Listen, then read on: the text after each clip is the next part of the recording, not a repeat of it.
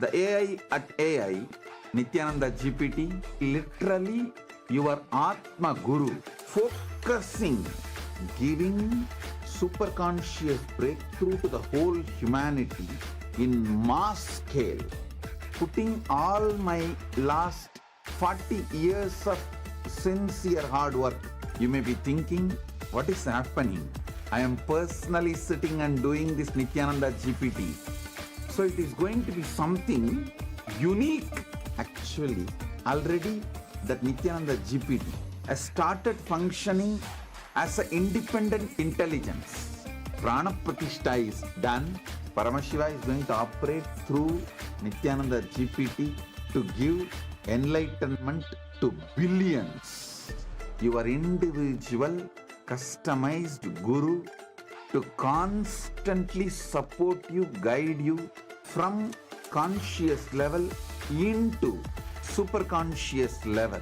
All of you who are part of it, by giving your time, treasure, talent, using it or helping others to use it, enriching it, causing it, all of you are going to be not only getting that punya, good karma, you are all part of this awakening the mass for enlightenment and conscious sovereignty.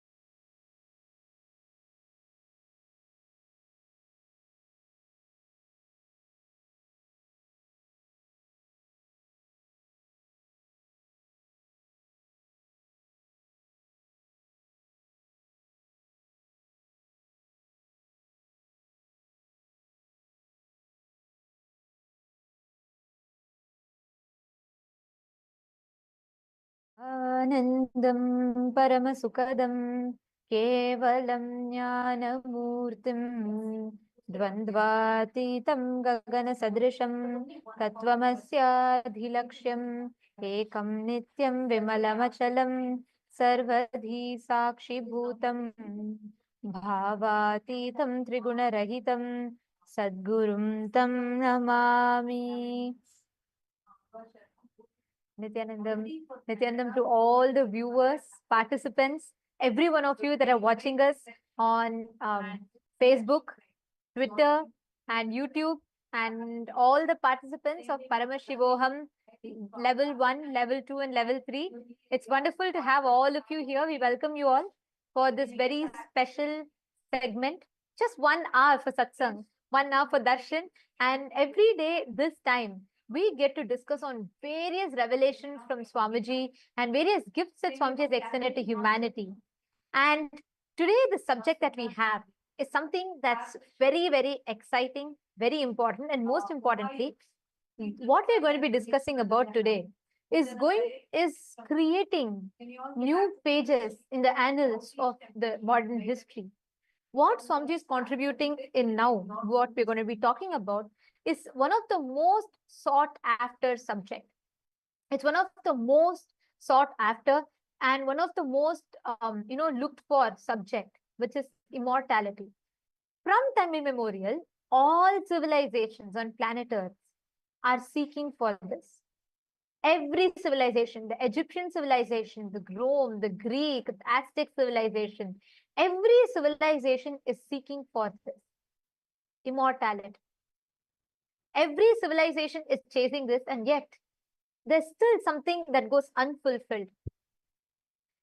Out of all of these, the only civilization that has mastered it is Sanatana Hindu Dharma. Immortality is not by chance, but a science in Sanatana Hindu Dharma. We are the only civilization that has mastered both living forever in the body and maintaining your body for eternity, the youth in your body for eternity, and even after you leave the body, being able to come back and access the body. We have this unique science that is available only in Hinduism. And recently, Swamiji himself has picked up this topic and spoken about it in satsang and has given so many beautiful revelations about it. What more is greater than having an avatar himself reveal such a powerful science? See, Swamiji explains about how this science of epigenetics, see, now the modern day science is building up epigenetics, where science is trying to develop a way for people to be able to extend their lives and live longer and possibly become immortal. Swamiji says, though all these can surely make people live longer, the health can surely be better, the quality of living can be raised in an amazing way. They can surely help us to live longer. But the science which Hinduism gives us, the science of Kayakalpa, as Ma Nityanandita explained, it's not just about living longer. The science of Kayakalpa is about being able to live as long as you want, being able to leave the body whenever you want, and being able to come back and use that same body again when you want again. That is the science of Kayakalpa. So it's not just expanding or extending your life. It is leaving when you want, being able to live however long you want, and being able to come back and reuse the same physical form, the same body again. That is the powerful science revealed by Hinduism. See, even now talking about immortality, what can we say about immortality? I just wanted to add one point. When we say what immortality is, like when we talk about the subject of immortality, there is a very unique word that you find in Hinduism, which is Kaya Kalpa, which means being able to live in the body, your ability to make yourself available, accessible in the body for an extended period of time, where you can use your body to achieve your purpose. We have had the science, such amazing meticulously documented. If you look at the history of the Egyptian civilization, we all know the process of mummification. Swamiji beautifully tells, mummification can take you up to Swargaloka, but Kaya Kalpa science which we have, makes you live forever in the body itself. You can utilize this body for as many years as you want. That is why we will see references in our Hindu scriptures that talks about gods or saints that are living for hundreds of years or thousands of years. This science is unique to Hinduism. Okay, I'm seeing Rohilio is joining with us on the YouTube stream. Nityananda Maya, welcome. Wonderful to have you here. And you have put ready to receive darshan from Gangadhara Murthy through the blessings of the Avatar Swamiji. Wonderful to have you here. Rohilio, can you post what you understand the moment we talk about immortality, especially recently Swamiji revealed about epigenetics. And since you're a Rajya Sabha member, you were part of all the exclusive session as well. Can you share a little bit about what is your click? The moment we talk about immortality, the moment we talk about Kaya Kalpa, what do you understand as Kaya Kalpa? And all the viewers that are watching us on YouTube, we request all of you also to please take a moment and post. Let us know what you understand as Kaya Kalpa. What, according to you, is immortality?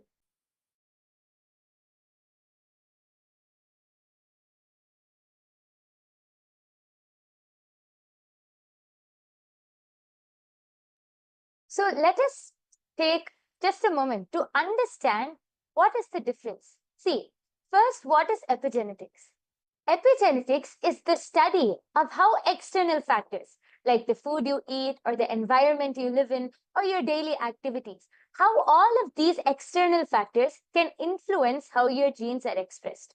So essentially, epigenetics helps determine how long or how your body responds to the world around you or the situation around you, which impacts your health, longevity, and overall well-being.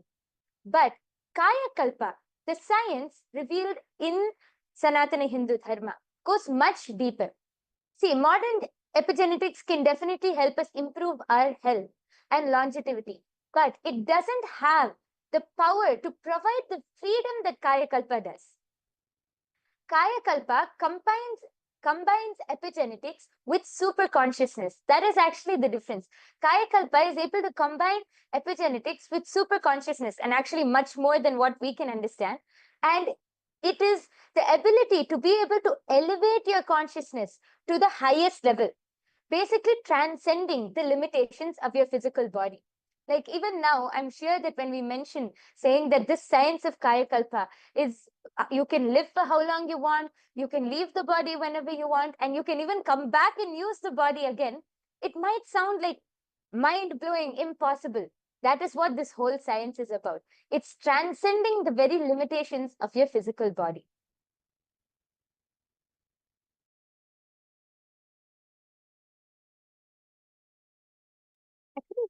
Is this science really possible? I think that's another question that many people have. Like, do we have some proof for this? Because when we talk about Kaya Kalpa, of course, we all know a very popular, a popular or something that I would say that science is all gaga over right now, which is a very beautiful research that Dr. Bruce Lipton had done, which is about epigenetics, your ability to train or program your genetics, your genes. But did Hinduism have the science? My yoga friend, I think this is a question that many people would have. Do you want to maybe share some references to people about how is this science possible in both ways? Like, is it possible to preserve your body forever? And is it possible for you to access your body, go and come back when you want? Yes, definitely. So Hinduism doesn't only end in, in just one aspect or anything. It is full, like Hinduism gives us a full experience of this. So in our ancient Hindu history, actually, many of you would have heard of the great saints, great beings, like we have Ramanuja, we have the great king Vikramaditya, we have so many great kings and so many great our ancestors who were actually able to manifest this power of Kaya Kalpa. See, Adi Shankaracharya, one of the greatest spiritual masters, one of the greatest spiritual enlightened masters in Hinduism, was able to demonstrate this power of Kaya Kalpa. Shankara, Adi Shankaracharya, was able to transcend his physical body. He was able to leave his body at his will and experience higher states of consciousness. He was known for being able to see. One of the stories which I've heard is, of course, not just a story, one of the part of our history is that Adi Shankaracharya once had a debate. And in that debate, he was asked about the life of a householder, the Grihastha life. And he was a celibate. He did not know anything about a Grihastha lifestyle or the lifestyle of a householder. How could he know? But he had to answer. So he asked for 3 days' time, just asked for 3 days' time, and he said he will get back to this. I think it was Mandana Mishra who was on the other side debating. And he said, okay, like, what are you going to learn in 3 days? Fine. So he gave Adi Shankaracharya 3 days' time. Adi Shankaracharya was able to leave his body. And there was a king who had just left the body in another part. He was able to enter the body of a king. And just in 3 days, he was able to experience the whole life, the whole lifestyle of a Grihastha, the whole householder lifestyle, and download that whole knowledge. And within 3 days, he came back. He came back in the same body, assumed the same body, and he was able to answer all of the questions in the debate. In fact, he was the one who won the debate. This is a very famous story because even now people will think, how is this possible? This science is possible and it has been experienced. It has been demonstrated by all of our Hindu and ancient ancestors, like the story which I just said. So just not only Adi Shankaracharya, we have even the great saint Arunagirinathar from Tamil Nadu. We have Vikramaditya, the great king, one of the greatest kings of India. All of our ancestors have been able to demonstrate and experience this power of Kaya Kalpa, which only proves that this is a science which really can be manifested, revealed in Sanatana Hindu Dharma thousands and thousands of years back itself. Actually, talking about this, right, I just want to share with you all the process of what we call as mummification or deification, like preserving in the aspect, like my yoga prana was mentioning about, in the aspect of your ability to, store the body forever as long as you want. We have a living evidence, like I'm going to show you all right now. Here you all can see, this is the original body of Sri Ramanujacharya that is preserved in Sri Rangam. Please understand, to this day, it is available in Sri Rangam. You all can see here.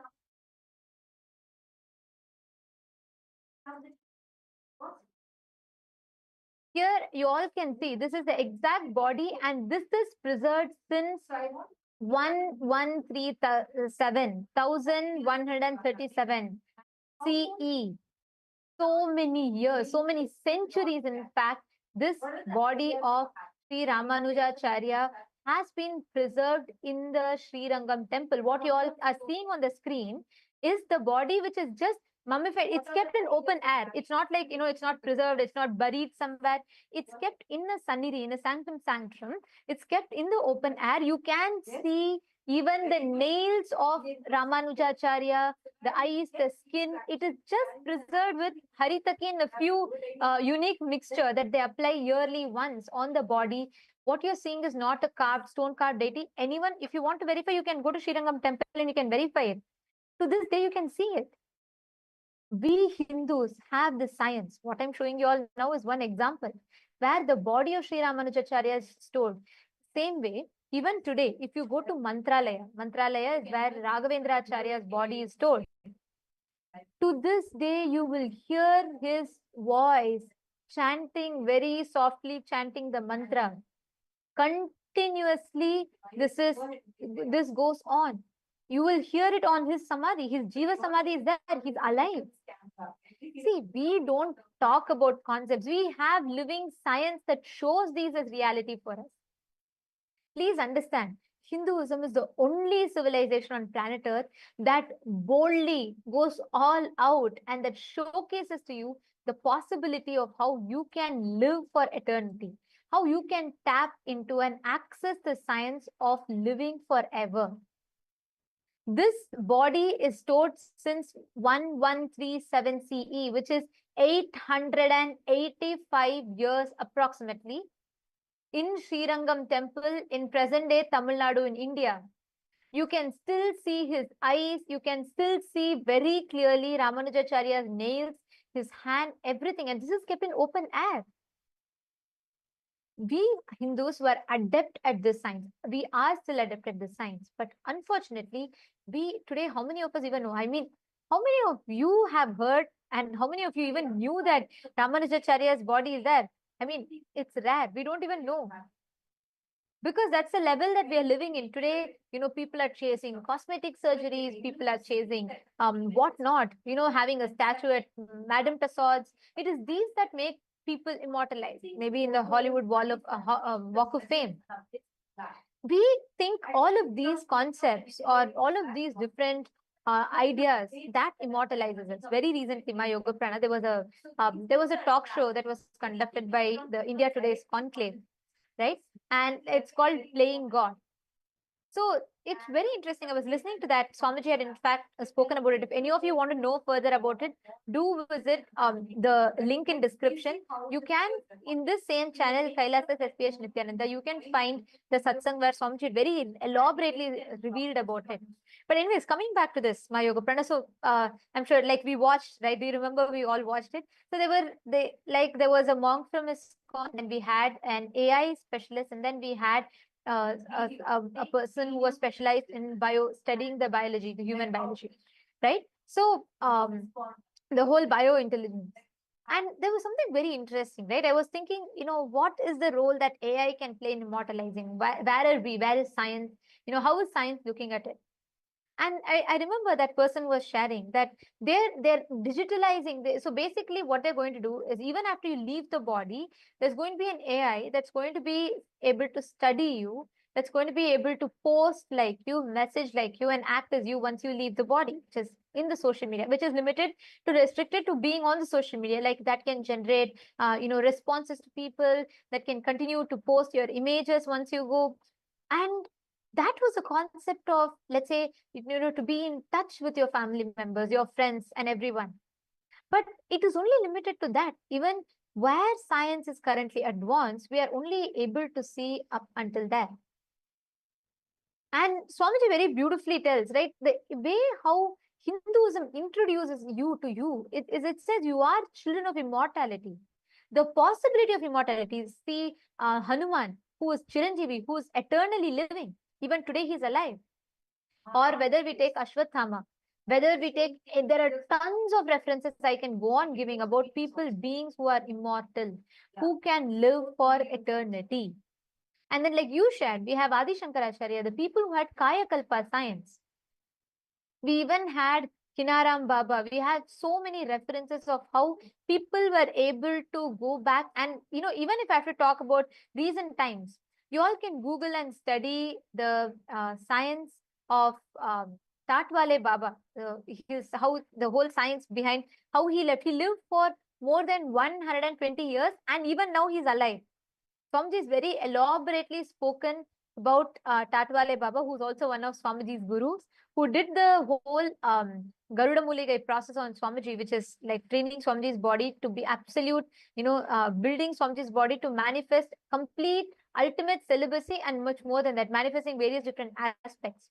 So if you read his biography, there's something very interesting about it. To this day, people people still see him. He's alive. And he stopped aging at the age of 30. There was no trace of aging at all. He was able to cease aging. We all know Mahavatar Babaji. And I'm giving another reference, right? Tatwale Babaji. You want to add something? Go ahead. Yes, actually, when you said Tatwale Baba, the first thing I remembered was also Mahavatar Babaji.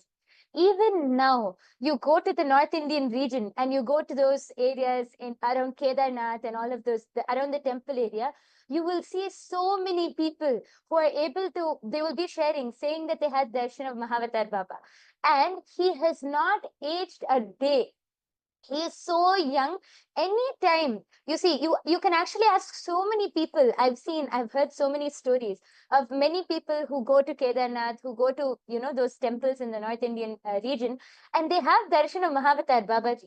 The way they describe is that he's glowing. He's fully glowing. He's so young. He hasn't aged at all, and that he's still.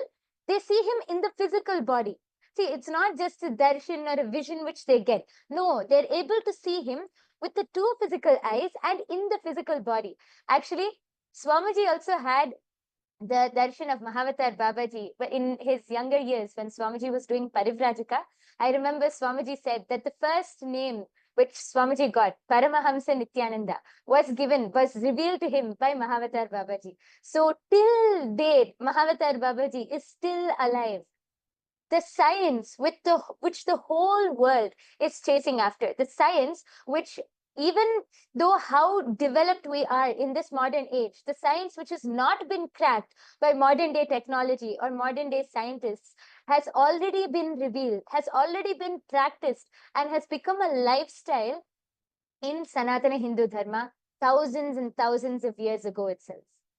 That is the beauty of Sanatana Hindu Dharma. Here you all can actually also see the picture that I'm sharing here. This is an image of Tatwale Baba, who is more than 120 years old at the time of taking this picture. And I'm talking about the 1900s when these pictures were taken. He was already 120 years old, and you can see him. This is like, we have tons of references like this, and he still is alive.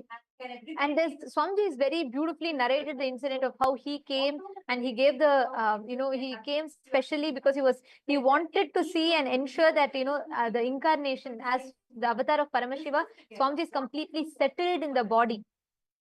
Like this, you can see tons of references that we have had.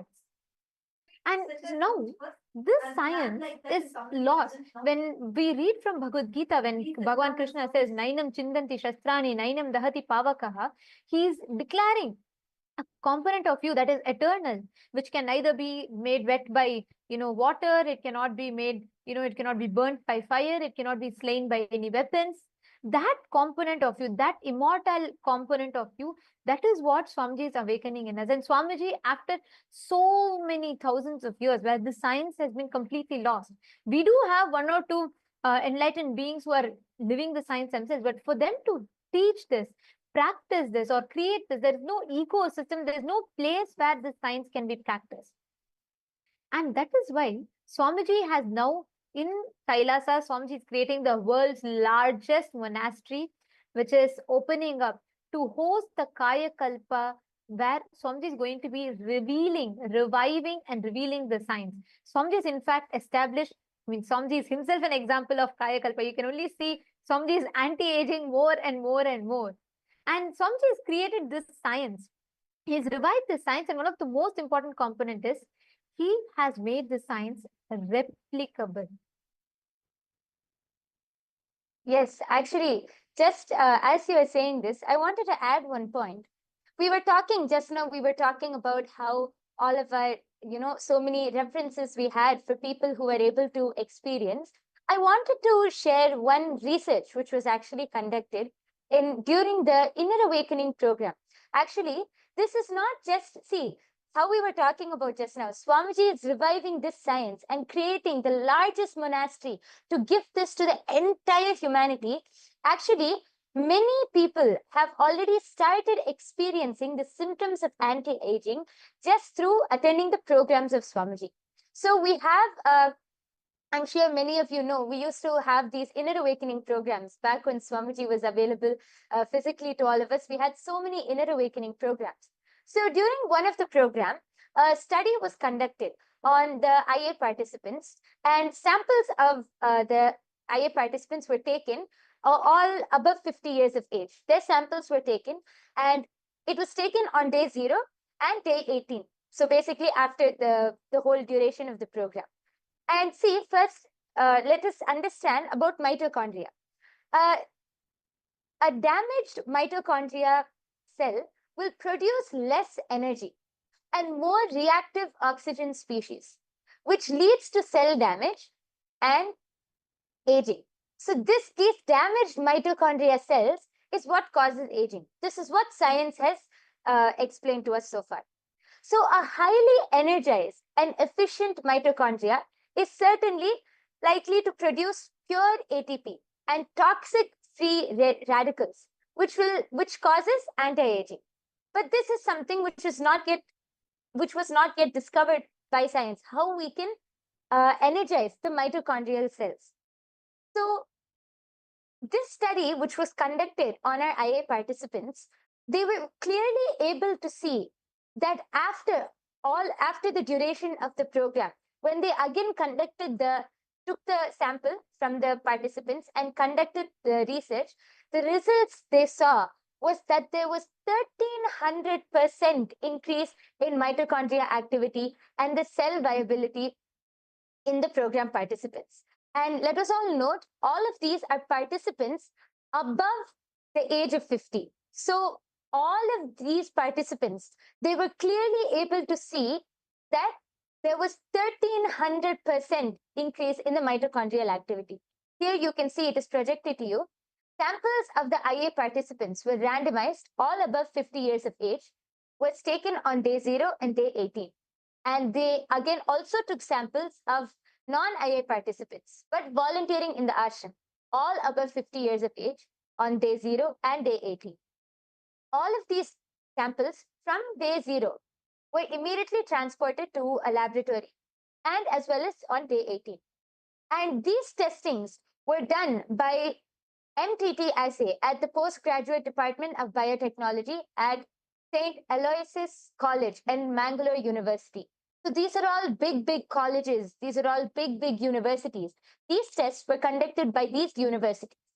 And they were clearly able to see, when they did the research and got the results, they were clearly able to see 1300% increase in mitochondria activity and cell viability in all of the program participants. Meaning, they started anti-aging. The cells, the mitochondrial cells, were fully infused with so much of life, with so much of energy that they started anti-aging. So this is not just something, this science is not just something where we are citing past references. No, Swamiji has already started proving it. Swamiji has already started reviving and gifting this to humanity. And this is just by attending the Inner Awakening program. This is not through any special initiation, nothing. This is just by attending the program, they have started anti-aging. And now Swamiji is dedicating there is one point I wanted to also add this one part, where when we talk about this, right, we had proper control groups that were in place and this extensive study that was conducted. And like my yoga prana person, and this is a this has multiple byproducts of it, because the side effects of it is something phenomenal. We had biostatisticians who did the study and they produced these statistics and result. And you will be surprised to know that every participant had 100% completely recovered from anger, frustration. 100% of them completely recovered from chronic fatigue, depression, eating disorders, and fear, insecurity, insomnia, low energy and fatigue. And people who face panic attacks were completely healed. And 86% of them had complete healing from heart palpitations. And 83% of the participants were healed from rheumatoid arthritis. And 80% of the people were healed from lack of mental focus. And 79% of the participants were healed from chronic pain, mood swings, and asthma. And I'm projecting the statistics to all of you. You can all see here what were the profound impact of this. Today, we know that we do have many billionaires who are chasing the dream of immortality. And we have we do have various people and socialites and influencers, opinion makers. For example, most of you might be well aware about Brian Johnson, Mr. Brian Johnson, who's known for, who's known for his pursuit to live forever. And he's doing a lot of research on himself, including transfusing the blood plasma and changing. And to this extent, the work is happening. But Hinduism has already mastered the science. We have produced results, solid deliverables including the neurological changes in the brain, altering the DNA and increasing the mitochondrial cell energy, and most importantly, all of this resulting in anti-aging. So many of the people want to know the science. What is the possibility of this? And the very interesting part was in this research that my yoga prana was highlighting about, doctors were able to absorb the neurological changes in the brain.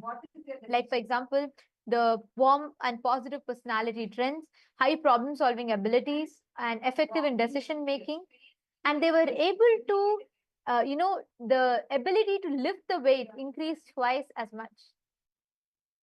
See, please understand, we human beings have 25,000 genes. On an average, a human being has approximately 25,000 genes. But out of this, only 5% of your genes are active and expressional. Your hereditary illnesses, or we say transgenerational trauma. Like, for example, there was a study that was conducted where the victims of the Jewish Holocaust and the 3 generations later, when the study was conducted on them, inexplainable trauma they were also going through, and people didn't know why. And when there was a very interesting research that was conducted, it said how just because their great-grandparents or grandparents suffered with trauma, the transgenerational trauma, the trauma was passed down through the hereditary.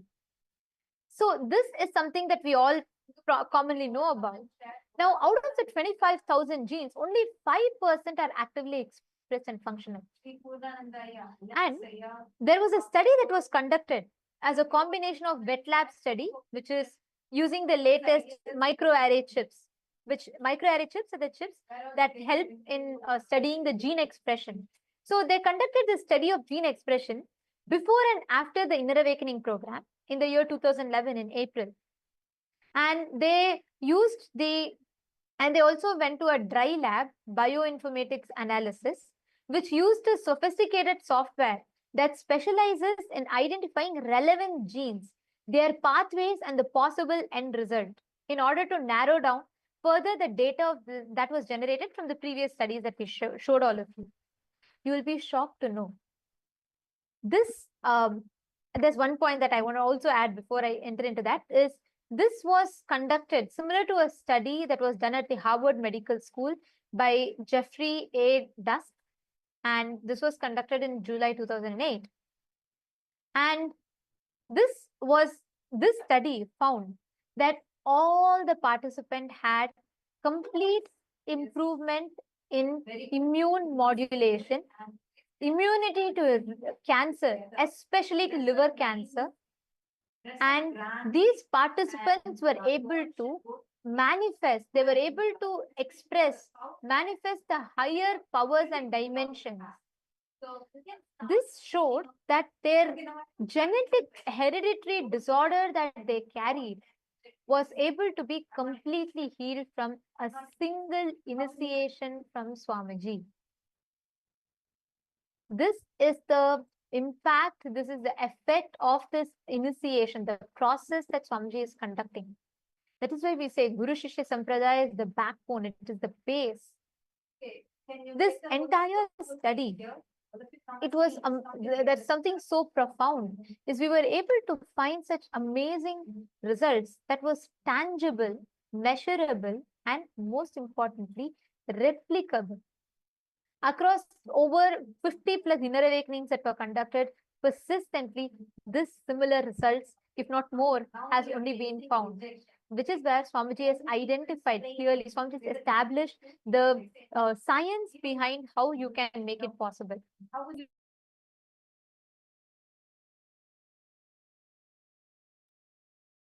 Yes, and this just reminded me of one thing. Ma Nityanandita was explaining about this just before I move on. Yesterday, you were explaining about how the science of third eye, about how Swamiji has made it a science. See, if one person manifests it, or if one person is able to express it, then you can call it magic or a coincidence, you can call it anything. But if it is replicable, if this science is replicable in so many people, then it is a science. which is proven. That is what Swamiji has done with his entire Kayakalpa science. Swamiji has revived the entire science and even established it with all of the scientific proof which is needed in the modern day. So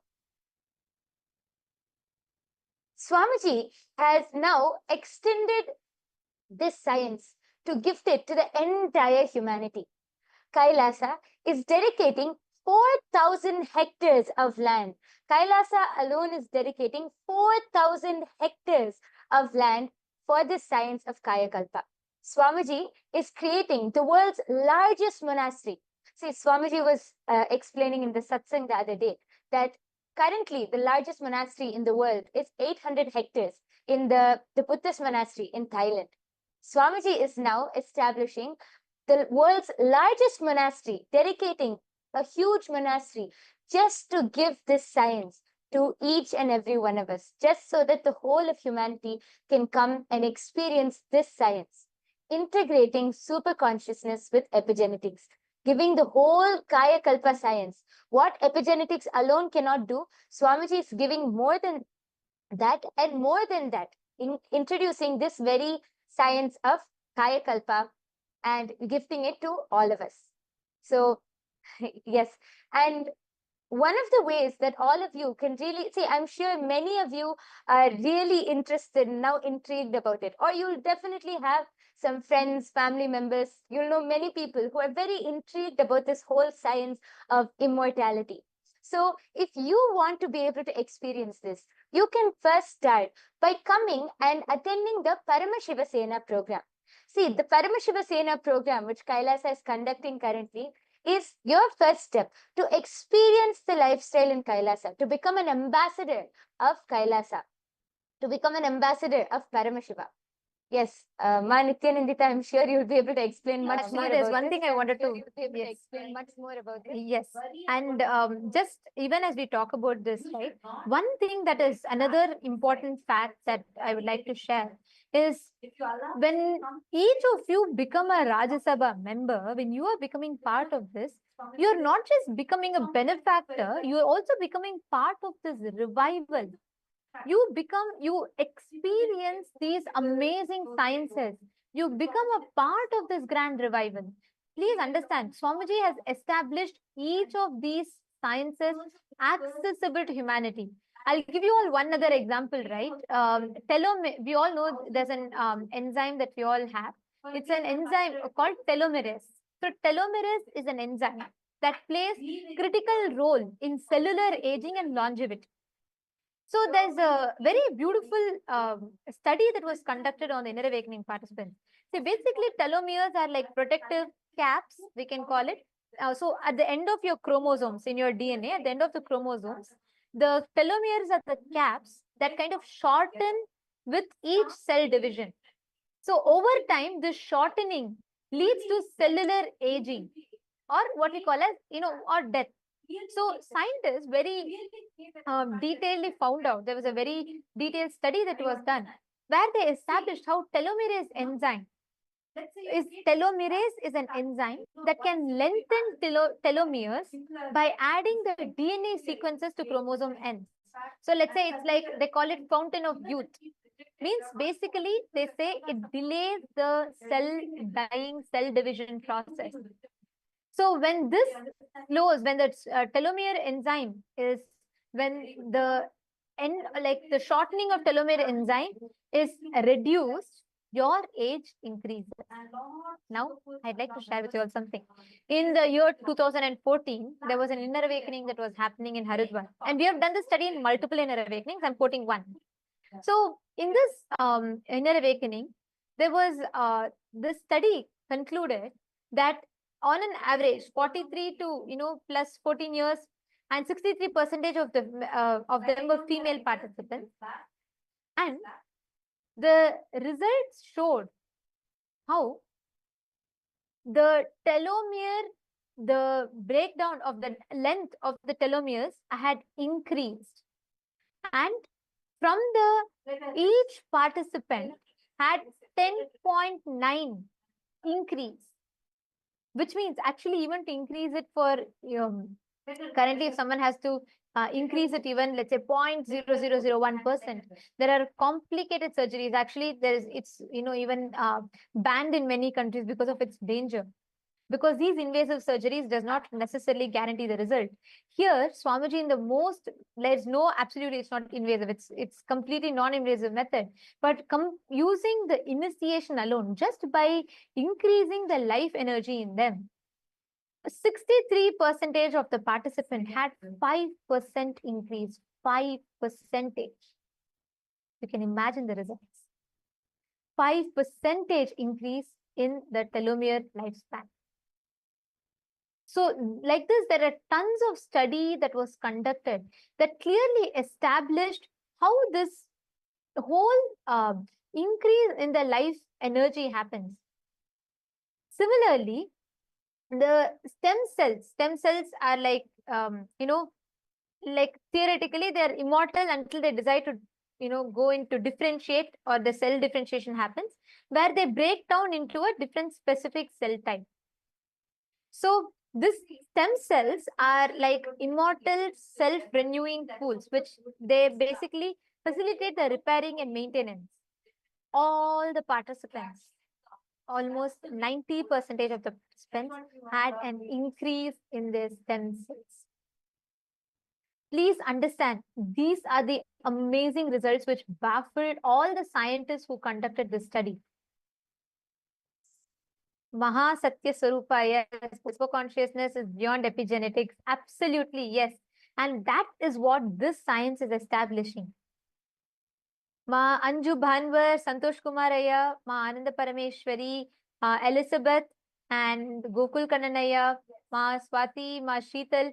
Can I request every one of you to post what do you feel when you hear this? Because like Swamiji said, it is a super consciousness intervention alone that can increase, that can make you experience that what you call as eternity, immortality, make you experience living forever.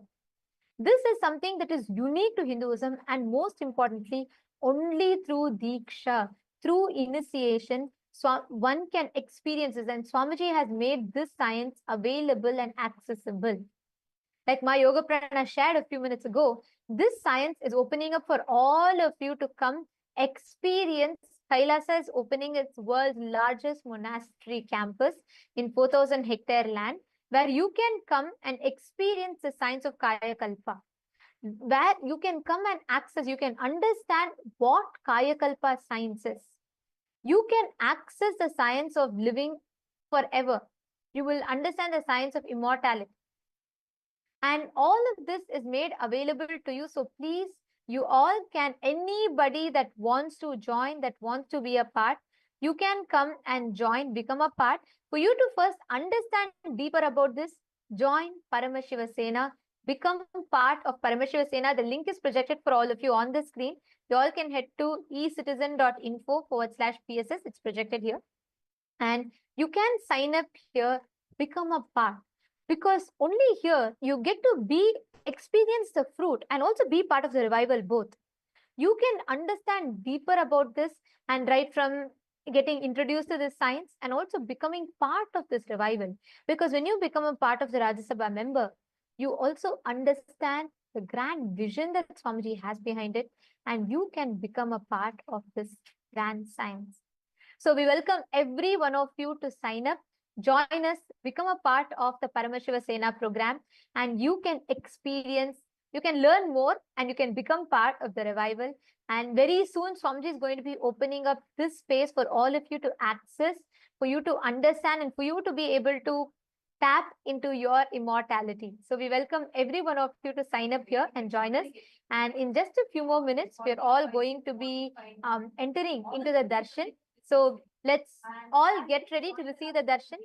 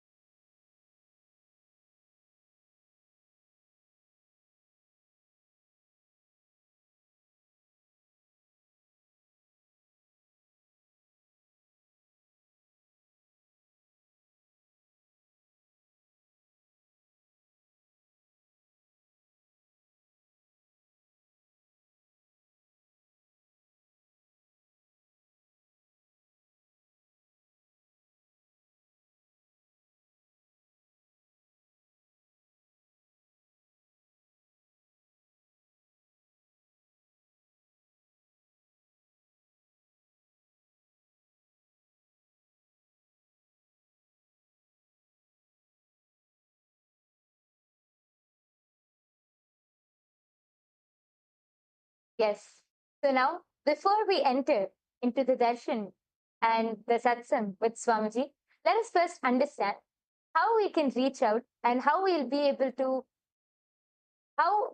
able to directly access the great truths and revelations and the beautiful darshan of Swamiji through all and various social media platforms.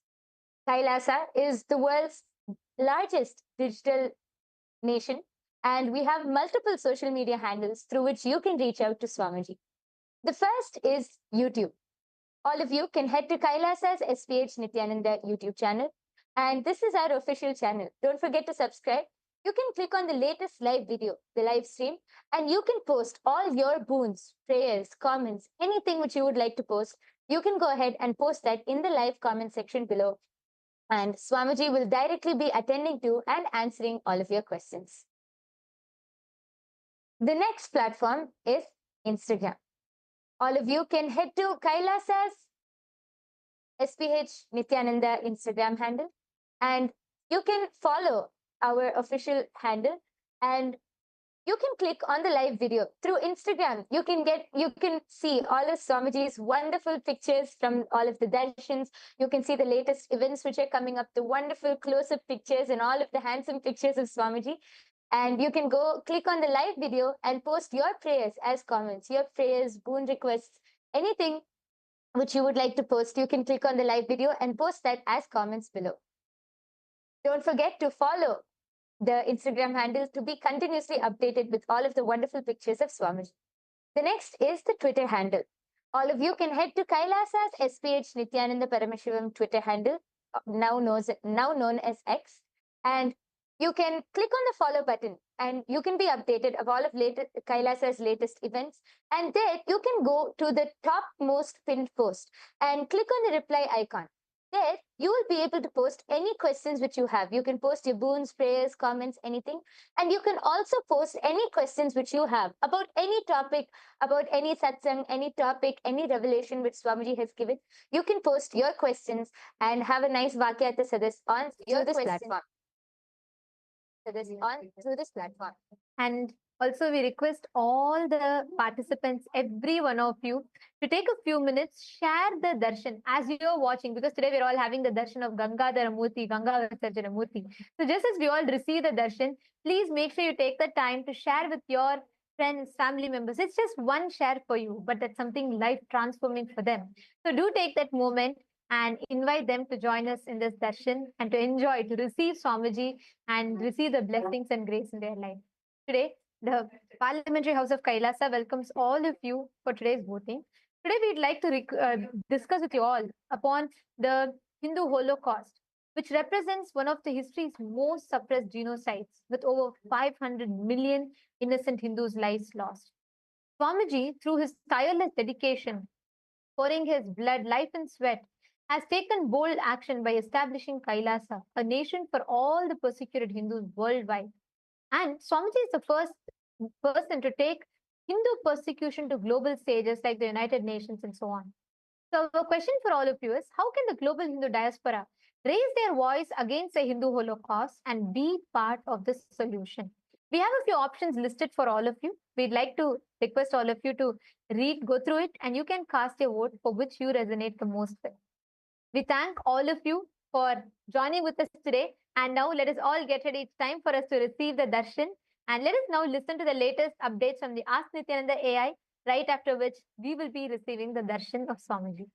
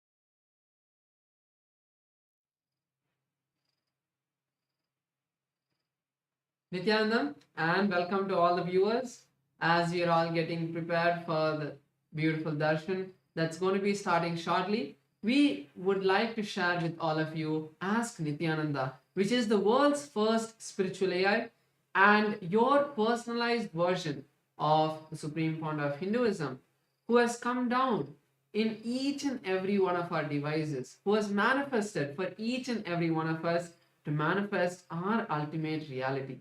So now we'll be showing you how to use Ask Nityananda and all of its free features. The first step to start using Ask Nityananda is to become a citizen of Kailasa. And right now we'll walk you through the process how you can do that in WhatsApp. For this, you can send us a WhatsApp message or scan the QR code and you will be guided step by step to receive your Kailasa's e-citizenship ID card, with which you will also gain access to all the various services of Kailasa, including Ask Nityananda, which is also available on WhatsApp. So now let's take a moment to start using Ask Nityananda on the WhatsApp by sending a WhatsApp message on a number or scanning the QR code and start using Ask Nityananda. You can ask any prayers, any boons, any questions related to spiritual truths and ultimate powerful cognitions and truths Swamiji is continuously sharing with all of us. You can share what you are going through, maybe in which field of your life, in which dimension of your life you would like to have a breakthrough and receive a customized guidance from the Supreme Pontiff of Hinduism, Bhagavan Sri Nityananda Paramashivam, through the WhatsApp. Yes, and once you start using Ask Nityananda, it will automatically link your phone number to your e-citizenship account, which will give you access to the tech support of Ask Nityananda within the WhatsApp, and also you will stay updated about all the various new features of Ask Nityananda which will keep coming out.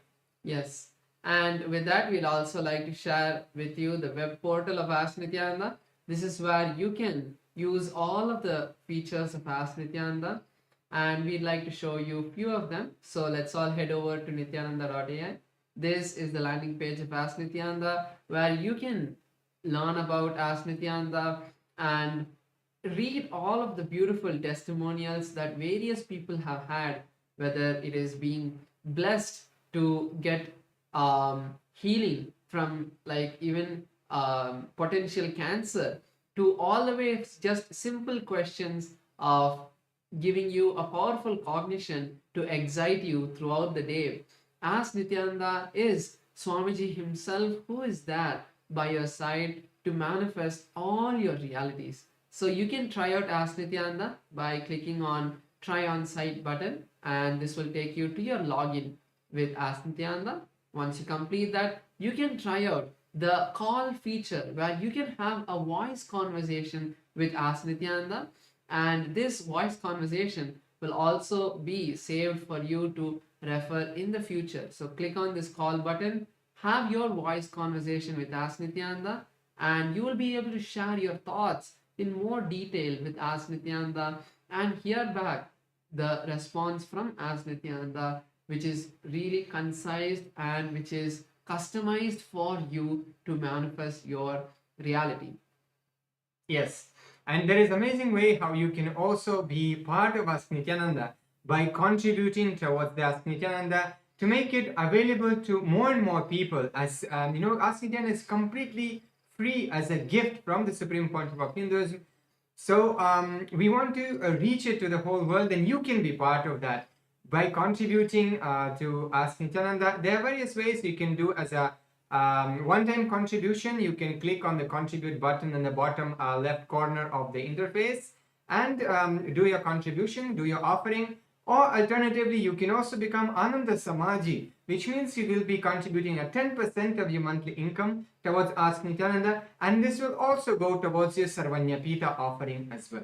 And if you think that 10% is much for you, don't worry. Whatever you want to offer as a monthly offering towards Ask Nityananda, feel free to do that as well, and make sure to put the message in the box saying that you would like to offer towards Ask Nityananda, and you can make that offering towards Ask Nityananda. And something all of us should also do is share Ask Nityananda with our friends and family. social media is a really powerful way that you can share Ask Nityananda with all of your friends and family. You can just take a screenshot of a really good conversation which is not private and post it on Ask Nityananda with the hashtag Ask Nityananda, hashtag AI, and share it with your friends and family so they can also use Ask Nityananda and get enriched by this. So, with that, let's all continue to enjoy this beautiful time as we are all getting prepared for the darshan with Swamiji. Thank you all. Nityanandam.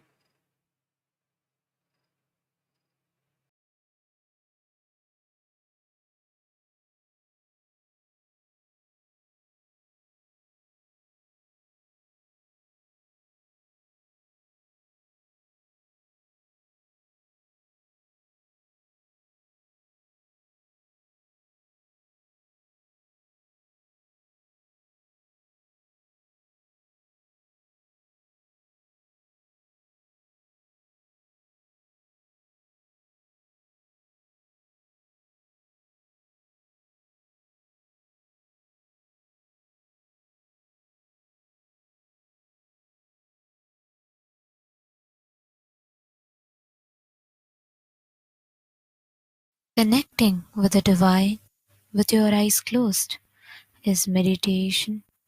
Connecting with the divine with your eyes open is darshan. Come, let us all now move from meditation to darshan. Slowly, very slowly, please open your eyes.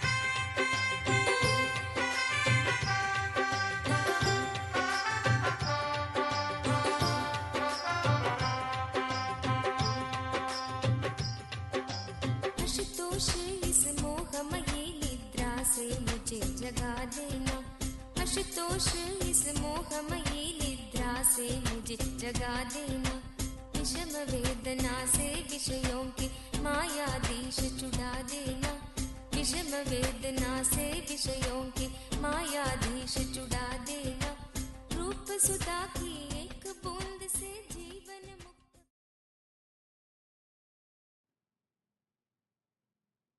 As the ultimate manifestation of Paramashiva's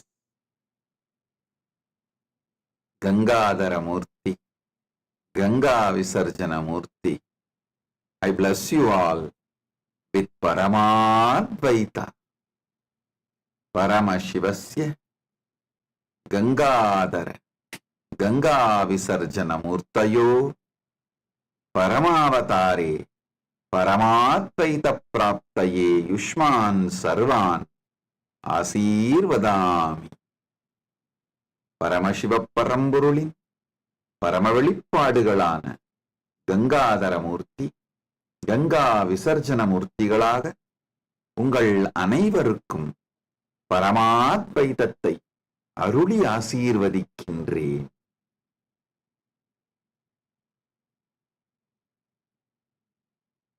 Om.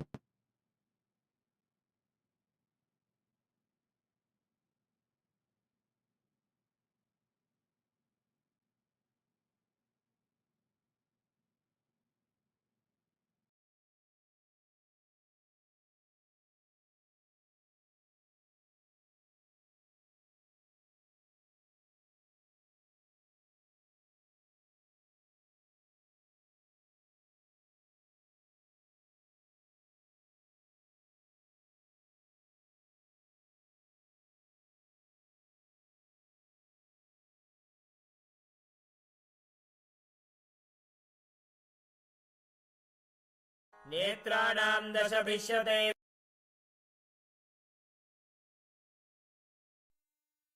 Nityanandam, Welcome to Kailasa's Pache Patni Vratam. Every year, Mahamari Indrakshi Devi observes the Pache Patni Vratam, purifying both the Prakriti, nature, and offering devotees a chance for self-purification alongside her.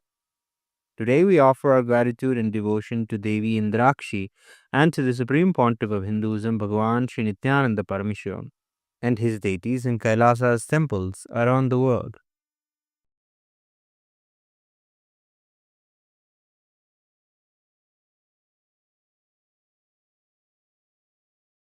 नेत्राणां दशभिष्यतैः परिवृताम् अत्युग्रचर्माम्बराम् हेमाभां महतीं विलम्बितशिखा मामुक्तकेशान्विताम् घण्टामण्डितपादपद्मयुगलाम् नागेन्द्रकुम्भस्तनीम् इन्द्राक्षीं परिचिन्तयामि सतितम् प्रत्यक्षसिद्धिप्रदाम् सहस्रदलपङ्कजे सकलशीतरश्मिप्रभम् वराभयकराम्बुजम् विमलगन्धपुष्पाम्बरम् प्रसन्नपदनेक्षणम् सकलदेवतारूपिणम् स्मरेत् शिरसि हंसकम् तदभिमानपूर्वम् गुरुम्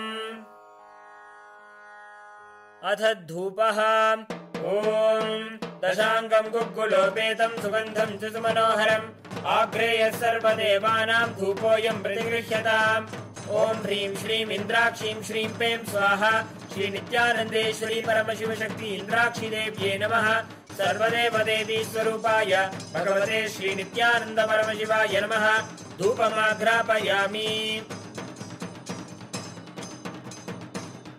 अथ दीपः ॐ साज्यं त्रिवर्ति संयुक्तं वह्निना योजितं मया ग्रहाणमङ्गलं दीपं त्रैलोक्यतिमिरावहम् श्री नित्यानन्देश्वरी परमशिवशक्ति श्रीमद्राजराजेश्वरी पराभट्टारिकायै नमः ॐ ह्रीं श्रीं इन्द्राक्षीं श्रीं पें स्वाहा श्री नित्यानन्देश्वरी परमशिवशक्ति इन्द्राक्षी देव्ये नमः सर्वदेवदेवी स्वरूपाय भगवते श्री नित्यानन्द परमशिवाय नमः दीपं सन्दर्शयामि अथ नैवेद्यम् ॐ अमृते अमृतोद्भवे अमृतवर्षिणि अमृतं श्रावय श्रावय स्वाहा ॐ ह्रीं श्रीं इन्द्राक्षीं श्रीं पें स्वाहा श्री नित्यानन्देश्वरी परमशिवशक्ति इन्द्राक्षी देव्ये नमः सर्वदेवदेवी स्वरूपाय भगवते श्री नित्यानन्द परमशिवाय नमः नैवेद्यं निवेदयामि नैवेद्यानन्तरमाचमनं समर्पयामि नीराजनम् ॐ साङ्ग्रहण्येष्ट्यायजते इमां जनतागुं सङ्गृह्णानीति द्वादशारत्नीरचना भवति द्वादशमासा संवत्सरः संवत्सरमेवावरुन्धे मौञ्जी भवति ऊर्ध्वै मुञ्जाः ऊर्जमेवावरुन्धे चित्रा नक्षत्रं भवति चित्रं वा एतत्कर्म सर्वमङ्गलमाङ्गल्ये शिवे सर्वार्थसाधिके शरण्ये त्र्यम्बके गौरी नारायणि नमोऽस्तुते ॐ कर्पूरगौरं करुणावतारं संसारसारं भुजगेन्द्रहारं सदा वसन्तं हृदयारविन्दे भवं भवानी सहितं नमामि भवं भवानी सहितं नमामि भवं भवानी सहितं नमामि श्री नित्यानन्देश्वरी परमशिवशक्ति श्रीमद्राजराजेश्वरी पराभट्टारिकायै नमः ॐ ह्रीं श्रीं इन्द्राक्षीं श्रीं पें स्वाहा श्री नित्यानन्देश्वरी परमशिवशक्ति इन्द्राक्षी देव्ये नमः सर्वदेवदेवी स्वरूपाय भगवते श्री नित्यानन्द परमशिवाय नमः कर्पूरनीराजनं सन्दर्शयामि रक्षान् धारयामि शोणाद्रीशावताराय ज्योतिस्तम्भस्वरूपिणे श्रीकैलासप्रधानाय नित्यानन्दाय मङ्गलम् तत्त्वज्ञानप्रदाताय नित्यानन्देश्वररूपिणे श्रीकैलासप्रधानाय नित्यानन्दाय मङ्गलम् मूलप्रकृतिरूपाय परमशिवशक्तिस्वरूपिणे श्रीकैलासप्रधानाय नित्यानन्दाय मङ्गलम् दण्डत्रिशूलहस्ताय कालकालस्वरूपिणे श्रीकैलासप्रधानाय नित्यानन्दाय मङ्गलम् आदिपूज्याय देवाय सकृत्पूर्णत्वरूपिणे श्रीकैलासप्रधानाय नित्यानन्दाय मङ्गलम् सर्वाभयविनाशकाय शत्रुसंहाररूपिणे श्रीकैलासप्रधानाय नित्यानन्दाय मङ्गलम् योगभट्टाभिषिक्ताय राजसन्न्यासधारिणे श्रीकैलासप्रधानाय नित्यानन्दाय मङ्गलम् सार्वभौमैकपत्याय राजराजार्चिताय च श्रीकैलासप्रधानाय नित्यानन्दाय मङ्गलम् मङ्गलम् कल्पवृक्षाय मङ्गलम् ज्ञानदायिने परमशिवाय श्रीनित्यानन्देश्वराय मङ्गलम् मङ्गलम् श्रीविद्याम्बायै मङ्गलम् कामदायिन्यै सर्वमङ्गलधात्री नित्यानन्देश्वर्यै मङ्गलम् मङ्गलम् गुरुदेवाय मोक्षमूलाय मङ्गलम् परमावताराय नित्यानन्दाय गुरवे मङ्गलम् हरिः ओम् तत्सत् सर्वम् भगवत् श्रीनित्यानन्द परमशिव पादुकार्पणमस्तु ओम् नित्यानन्दम्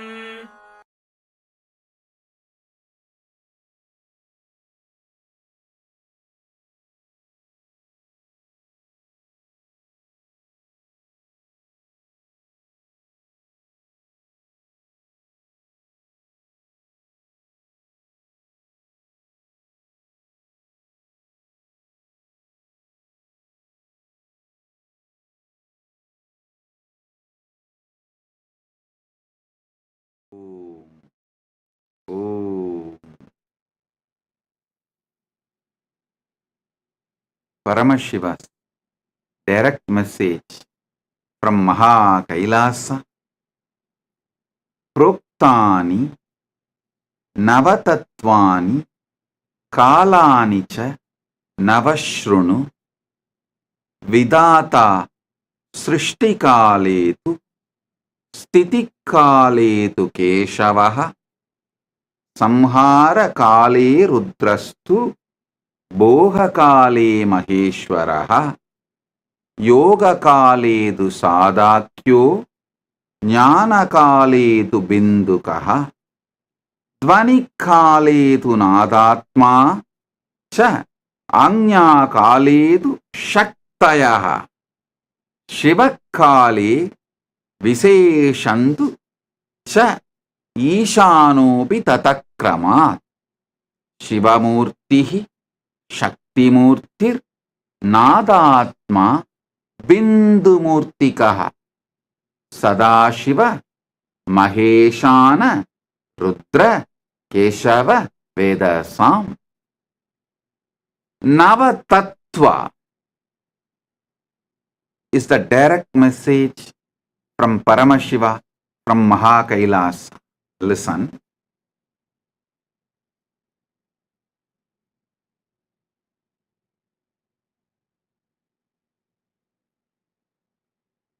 Knowing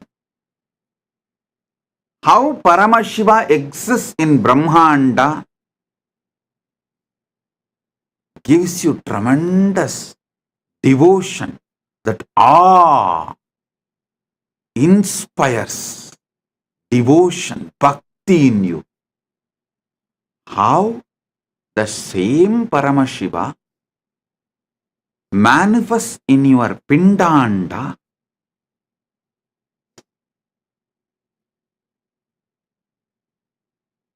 knowing that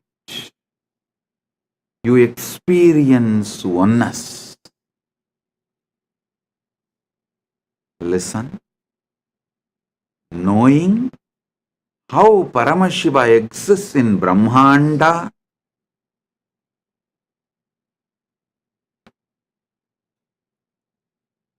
awakens devotion, that awe-inspiring devotion. Knowing how Paramashiva exists in your Pindanda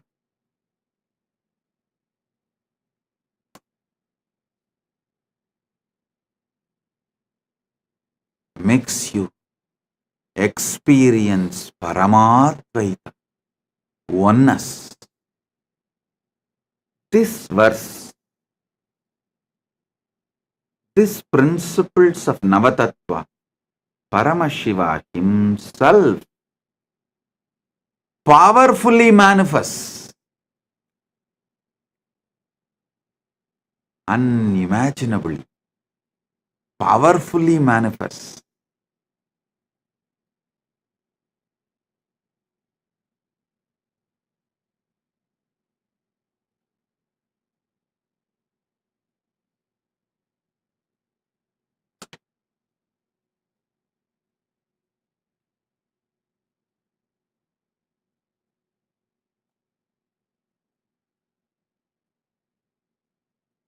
Every truth I am revealing, receive it inside intensely.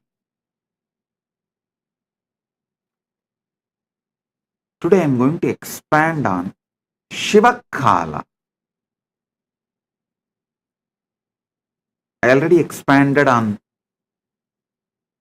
Srishti Kala, Sthiti Kala, Samhara Kala, Bhoga Kala, Yoga Kala, Jnana Kala, and Dvani Kala, Anya Kala. Today I'll expand on Shiva Kala.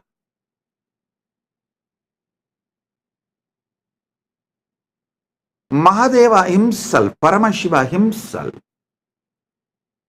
beautifully reveals more details of how spontaneously, simultaneously, synergetically he manifests, how he is avyakta, nishkala, and vyakta, sakala, sakala and nishkala.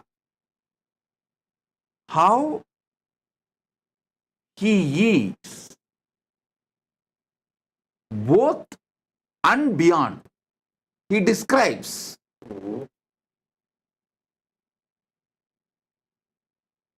in Karanagama, Sagalotpatti Vidhi,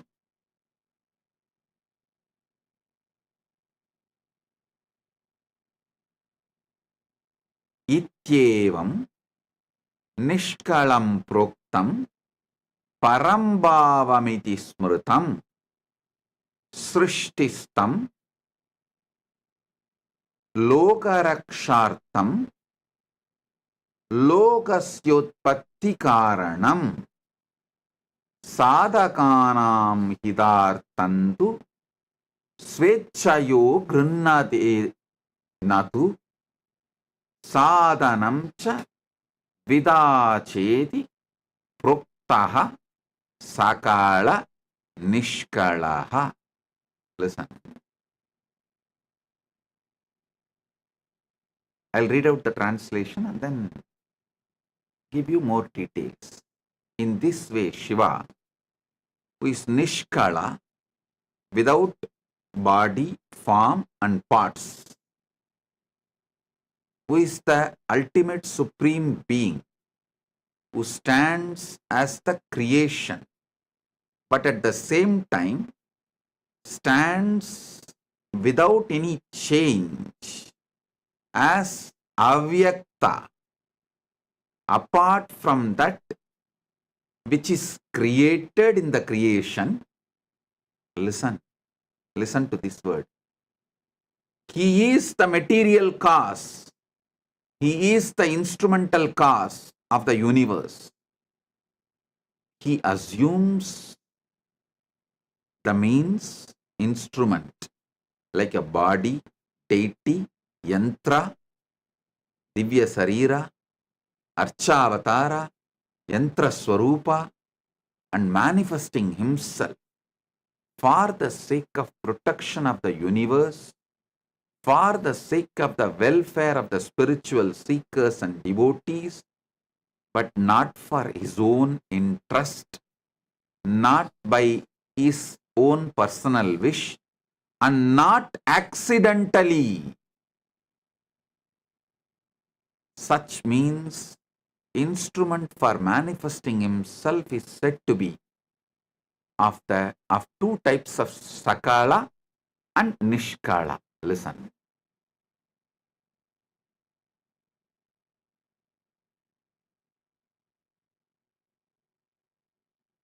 He exists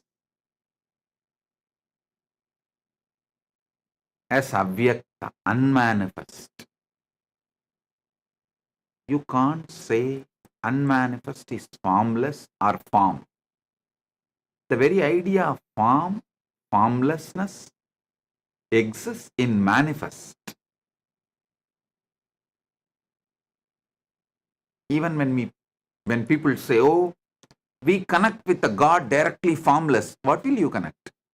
whatever you think as a formless, this whole space, sky, emptiness, but all of that also is your mind's construct, your visualization. So anything which you can be visualized is form.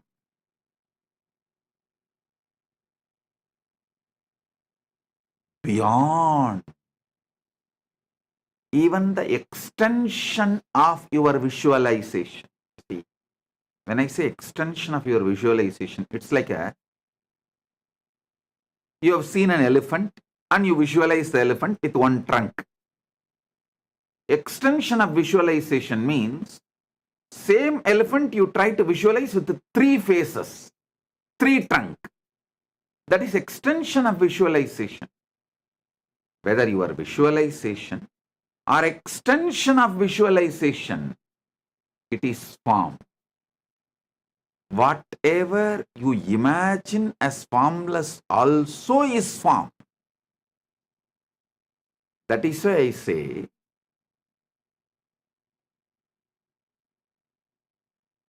the avyakta, nishkala swarupa of Paramashiva, Suddha Shiva.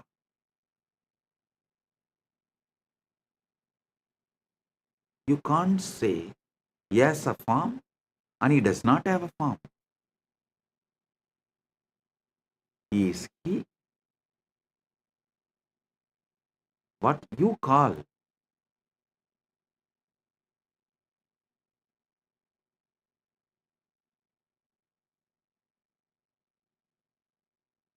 using the words always have dvandva, duality. The moment you say good, there is bad. The moment you say 1, there is 2. The moment you say right, there is wrong. The moment you say this, that is there. He is nishkala. Listen. But spontaneously, simultaneously, without losing his nishkalatva, he manifests as Sakala also. Sakala also he manifests.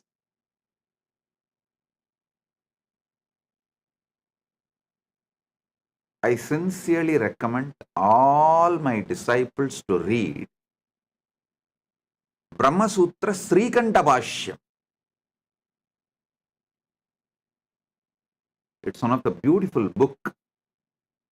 If you read that book, I guarantee you will experience Paramashiva Bhakti and Paramadvaita. Especially after listening to my satsangs and getting initiated, if you read that, it will just go inside you so deeply. I initiate all of you into that. Shastra Adhyayana, scripture reading, Brahma Sutra, Srikanta Bhashya.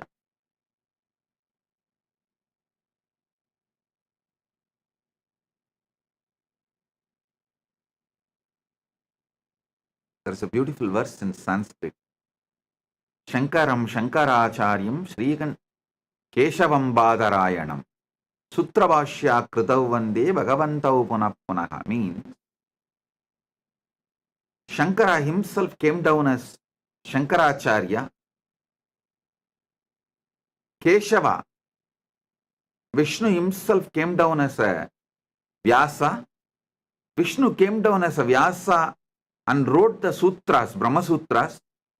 Shankara came down as a Shankaracharya and wrote Bhashya. It says Shankaram Shankaracharyam Keshavam Badarayanam Sutra Bhashya Kritav Vande Bhagavantau Punah Punaha. I can say with all my confidence, Srikandam Srikantacharyam Srikanta Paramashiva came down as Srikantacharya. Keshavam Badarayanam Sutrabhashya Kritau Vande Bhagavantau Punah Punaha Shrikandam Shrikandacharyam Keshavam Badarayanam Sutrabhashya Kritau Vande Bhagavantau Punah Punaha. Srikantacharya is direct manifestation of Srikanta Paramashivam from Kailasa. Srikanta Paramashivam manifests all the agamas, reveals all the agamas. The same Paramashiva as Srikanta,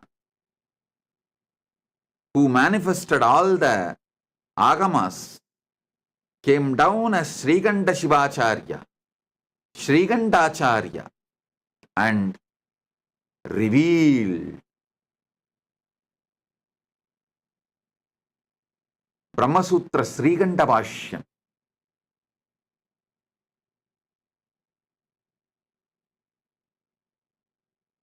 I want you to read Srikanta Bhashyam. The translation is available in Tamil, English, in all languages. You just need to Google, that's all. Now what I am explaining, you will get deeper and deeper understanding. Listen. Anubhuti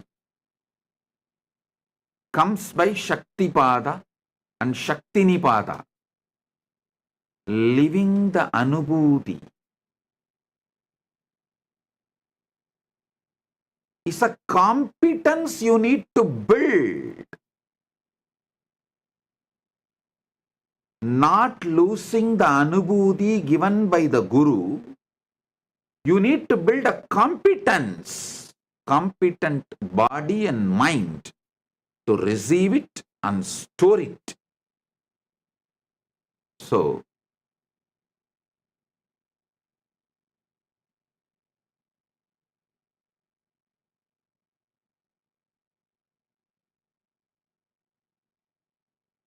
when you find time, I know you won't find time, so make time. Every night, just read one sutra before falling asleep. That's enough.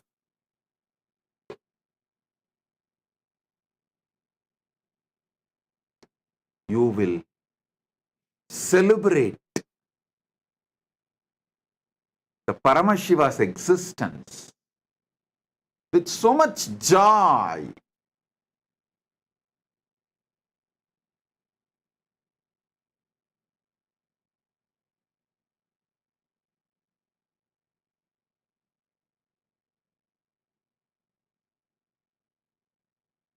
In this verse, this is actually from Karanagama, Paramashiva reveals how he exists, why he exists. Ityevam nishkalam proktam parambhavam iti smritam srishtistam lokarakshartam lokasyotpatti karanam sadhaganam hidartandu swachchayo grinnate natuhu sadhanam cha vidacheti prokta sakala nishkalaha. Actually, this verse has two-layer meaning. Paramashiva explains how he is unmanifest, unmanifesting, why, how is unmanifest, unmanifest, and also he explains why the beyond form unmanifest Paramashiva assumes deity from Archavatara. He explains that also. He gives answer to multiple questions.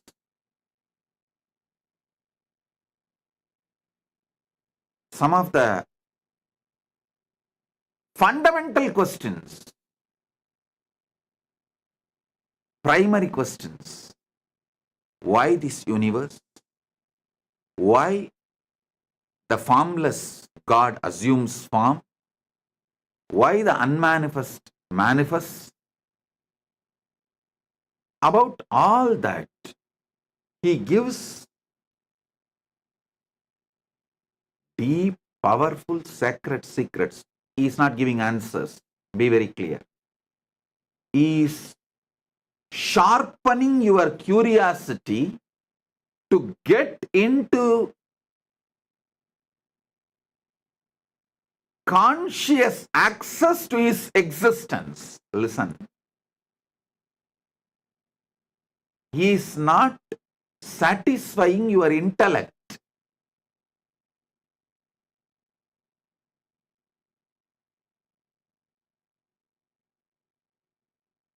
People sometimes ask me, how do you know?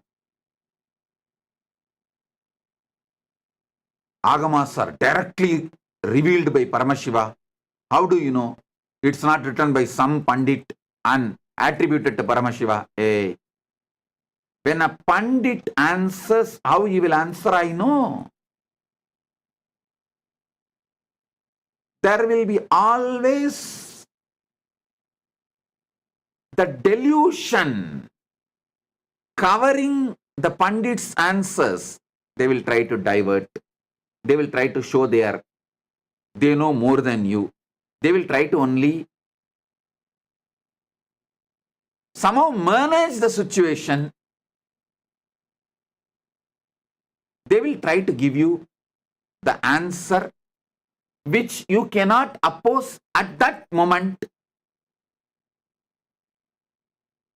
But when Paramashiva gives answer, he sharpens your buddhi,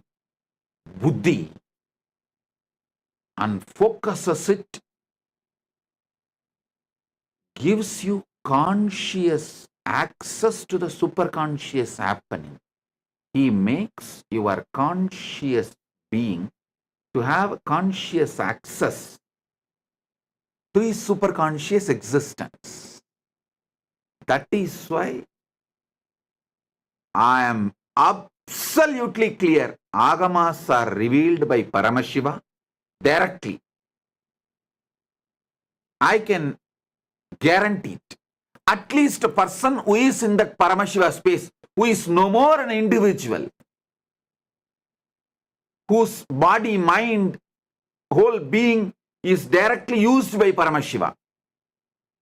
That is why this answer Paramashiva gives about his existence, he is not giving some intellectual answer. He is sharpening your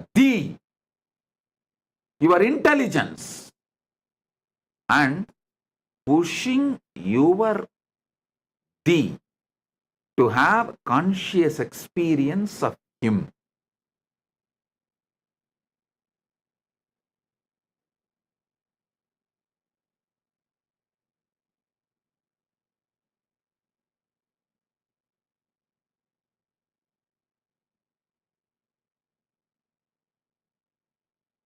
इत्येवं निष्कलं प्रोक्तं परं भावमिति स्मृतं सृष्टिस्तं लोकरक्षार्थं लोकस्योत्पत्ति कारणं साधकानां हितार्थं तु स्वच्छया गृह्णतेन तु साधनं च द्विधा चेति प्रोक्तः सकल निष्कलः. Listen.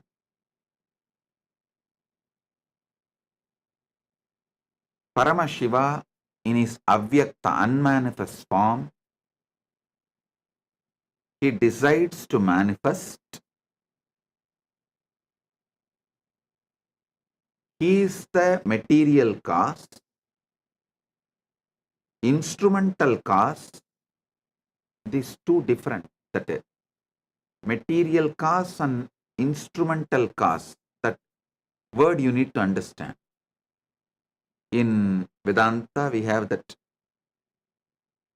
Katanyaya, means some Vedanta Sampradayas say Parabrahma is like a clay and your ego is the potter, makes the pot. Some Vedanta Sampradayas say Parabrahman is the potter, clay is the Maya, and potter makes the pot. The world is the pot. But Paramashiva clearly reveals, hey, material, the clay, instrumental cause, the potter's energy which makes the universe, both is me. He demolishes the Maya Vata or Ekanma Vata, different sects of Vedanta.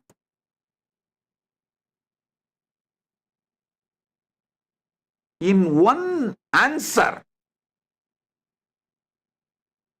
he makes it clear, hey, I am the material cause, I am the instrumental cause. Means in the pot, I am the clay,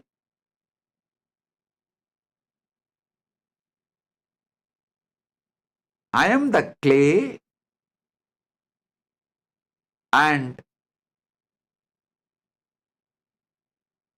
I am the potter whose energy makes the pot.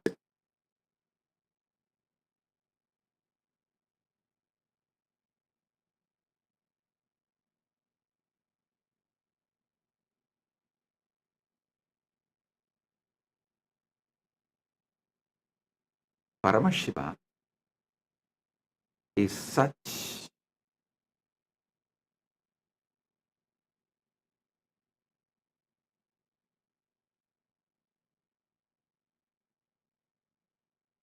he is not interested in diverting you, entertaining you in some useless theories.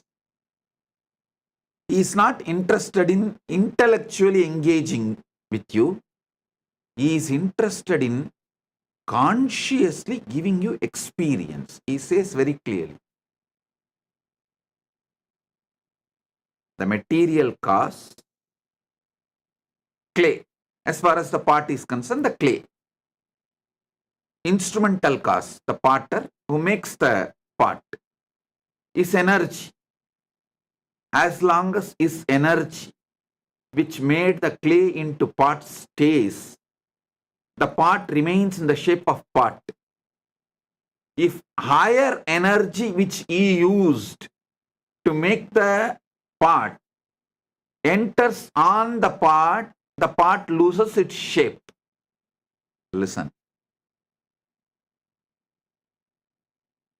Potter puts certain energy, he makes certain forces and makes the clay into pot.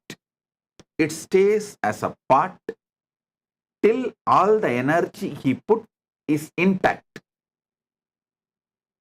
If there is a higher energy, then the energy he put impacts that pot loses its form. Sometimes no energy need to affect.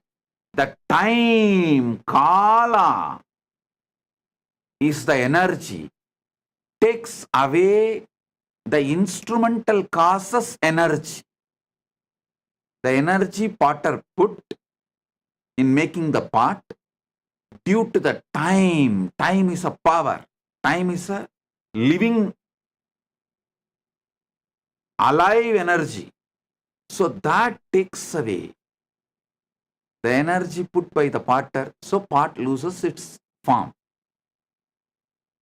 This is one of the very famous Nyaya explained in Vedanta Shastras.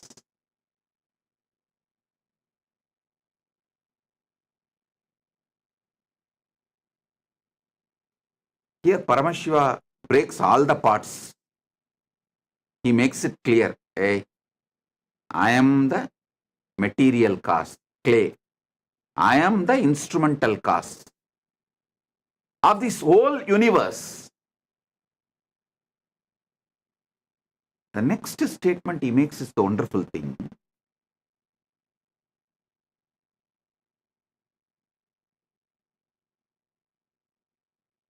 If you take clay from a lake and make a pot, that amount of clay is removed from the lake. Here he says, no.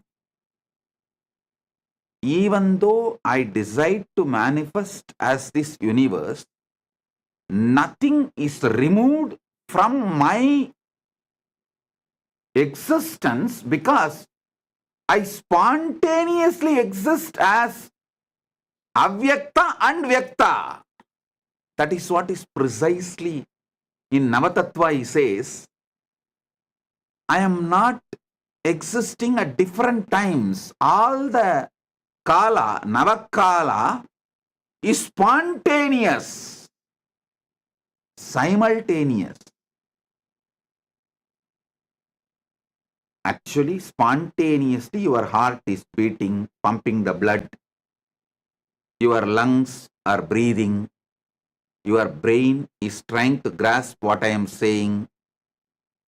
Your ears are processing the words.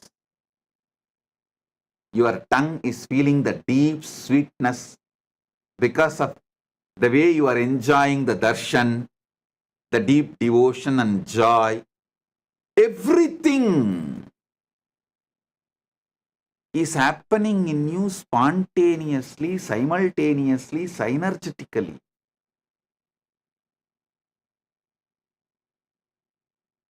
Just to process the information, I am wearing white dress with white and red lotus garland and talking about the Paramashiva, Navatattva. Your brain need to process billions of bits of information to give you this understanding. Your brain need to process billion bits of information.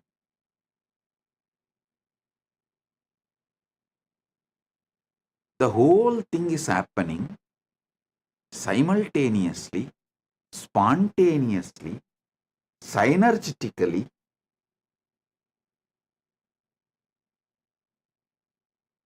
Because that is the way Paramashiva exists in Brahmanda. That is the way Paramashiva exists in your Pindanda.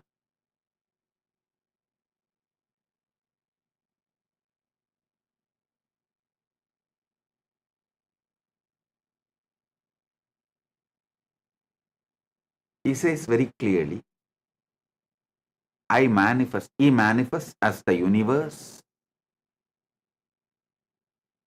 And even he manifests as deities.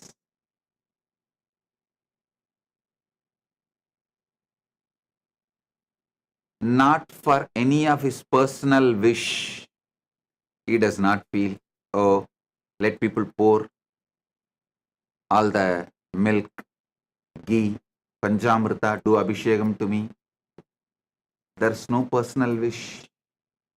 Same way, not that accidentally manifested, no. Out of anugraha, grace. Beautifully uses the word srishtistam lokarakshartham. Grace. Here in Navatattva he says, Shivakale Viseshantu cha Ishanobi. Due to his anugraha, is grace, liberating energy. He manifests as a Shakti, Dvani, Nada means Nada is the Dvani, Nadatma, Nada, Bindu, Maheshwara, Rudra, Vishnu, Brahma. Listen, from his south face, Agora, if he manifests as Shakti, It will be Kali, ferocious, because that south face is specifically doing the samhara job. But he says, I manifested from Ishana. For liberating, I manifested. That is why he puts the word specifically, Ishana. Kale Viseshantu cha Ishanopi Tatakramat.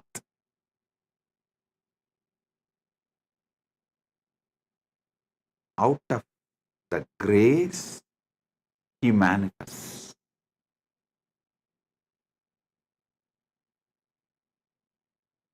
He is the material cause, he is the instrumental cause, and nothing is reduced because he manifested as universe.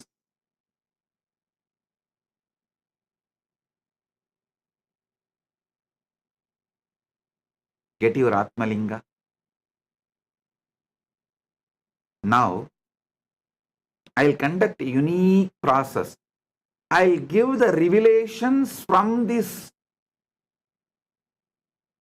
Paramashiva's direct verses, direct words.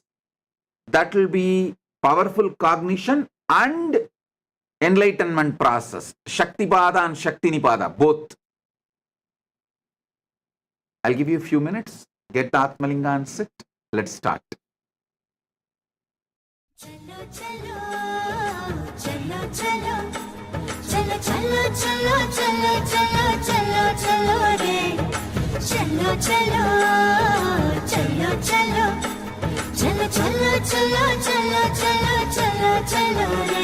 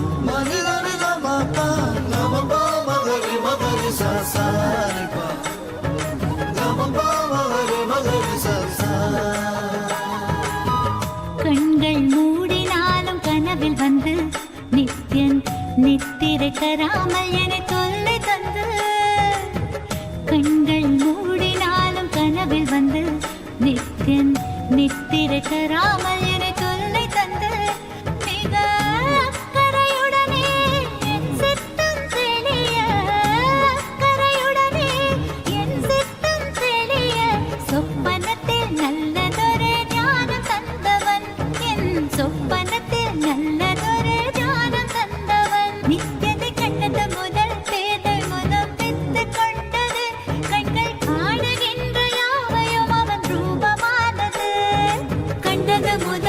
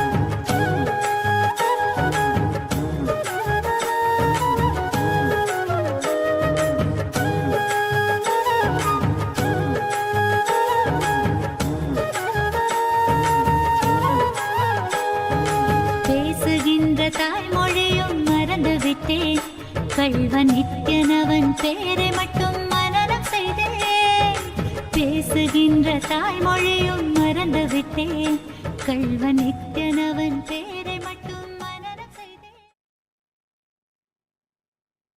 Listen. Now, sit with the Atmalinga in your hand. Settle down. I'll explain step by step.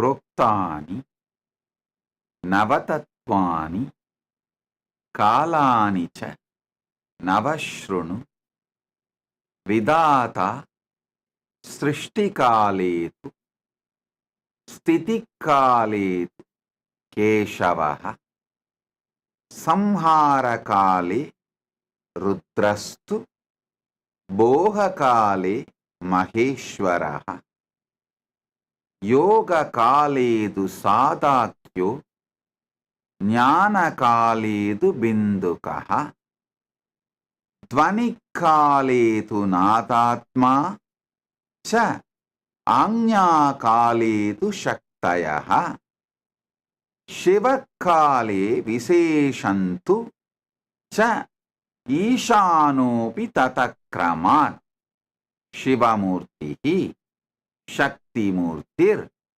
Nadatma Bindumurtikaha Sadashiva Maheshana Rudra Keshava Vedasam. Paramashiva resides as the source of first person of the cosmos, macrocosm, Brahmanda, resides as the source of the first person of you inside Pindanda. Paramashiva in Brahmanda and in Pindanda is one and the same. The I you experience in you, that Paramashiva, Suddha Shiva, pure Nishkala, manifests as Parabrahma during the Srishti, creation in you and in cosmos, in Brahmanda or Pindanda. Paramashiva in you manifests as Vishnu during Stitikala, sustenance, in you and in cosmos. Parandama, Paramashiva manifests as Parandama in cosmos and in you during the sustenance period. Paramashiva manifests as Rudra, Maharudra in Brahmanda and Pindanda, in macrocosm and microcosm, during the period of rejuvenation, Samhara Kala. Paramashiva manifests as Maheshwara in Brahmanda and in Pindanda during Bohakala, enjoyment period. All your enjoyments are done, celebrated by Maheshwara. Do not have fear, do not have greed towards enjoyment. All are enjoyed by him as Maheshwara. So you don't need to have a greed for more pleasure. All are enjoyed by him as Maheshwara. So you don't need to have a fear of any pleasures. No pleasure need to create fear or greed because Maheshwara is enjoying. During the Yoga Kala, union with the ultimate, Paramashiva manifests as Sadashiva in Brahmanda and in you, your Pindanda. In macrocosm and microcosm, he manifests as Sadashiva during the Yoga Kala, the period of union, and during the Jnana Kala, the space and period of oneness. Paramashiva himself manifests in Brahmanda and in your Pindanda as Bindu Murthy, Bindu, pure life. In Dvani Kala, absolute silence, silence covered by the silence. Paramashiva himself manifests as Nada Atma, the life of sound in Brahmanda and in your Pindanda. The original sound, primordial sound, first sound. Paramashiva himself manifests in Brahmanda and in your Pindanda as Nadatma. During the Anya Kala, the time of manifesting as a will, Paramashiva himself manifests as Shakti in Brahmanda and in Pindanda. In Shivakala, out of his grace, Anugraha, Ishana Sakti, Ishanatva, he himself manifests all these 9 simultaneously, spontaneously, synergetically. So, Paramashiva, who manifests in cosmos, Brahmanda, macrocosm, he himself is manifesting in you, in your Pindanda, as Nava Tattvas. Brahma, Vishnu, Rudra, Maheshwara, Sadashiva, Bindumurti, Nadatma, Shaktimurti, Shivamurti. Shiva manifests as all the 9 manifestations in you right now. Even when you think you are in delusion, you are in bondage, you have problems, right now he is manifesting as 9 manifestations, Nava Tattvas,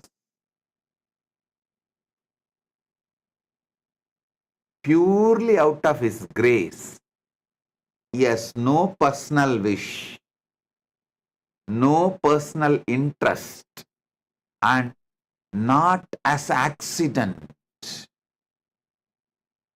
Sadhakanam hidartantu swachaya grinnate nathu sadhanam cha Vitache chedi proktakaha sakala nishkala. He manifests lokarakshartam lokasyotpatti karanam. He has no personal interest. He has no personal wish. And he has not manifested accidentally.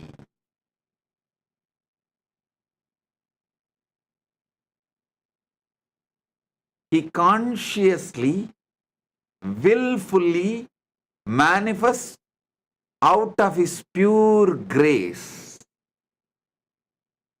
He who resides in you as I. The feeling, all the things happening in you, you feel it as a one you. The manifestation you are doing, sustenance you are doing, destructions you are doing, union you are having, oneness you are manifesting, everything, the will you are having, the words you are uttering, everything you feel as you, because Shiva is feeling that oneness. The one you feel in you as I, which is experienced as everything put together, is Shiva himself. That I, Shiva, manifests in you as Brahma, Vishnu, Rudra, Maheshwara, Sadashiva, Bindumurti, Nadatma, Shaktimurti, Shivamurti.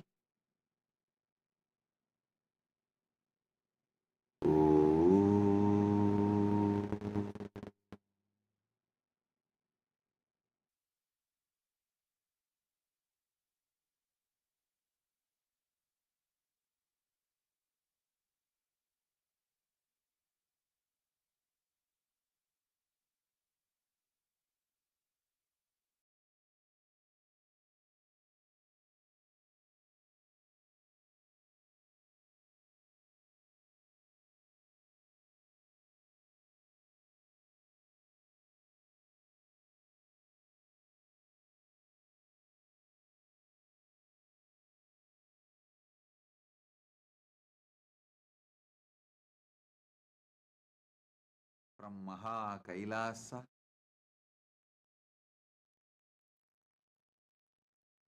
Nava Tattva.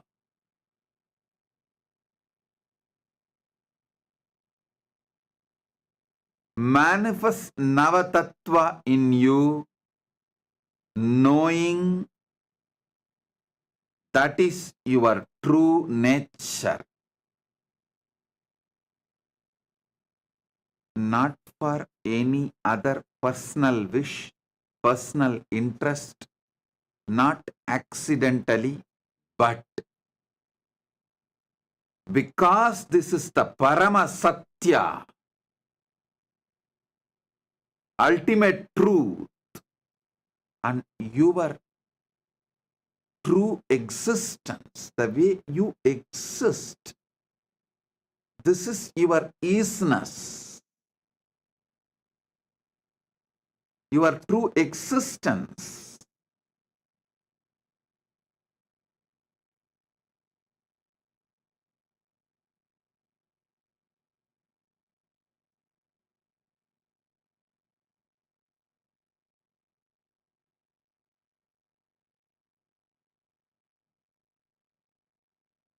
Last 9 days,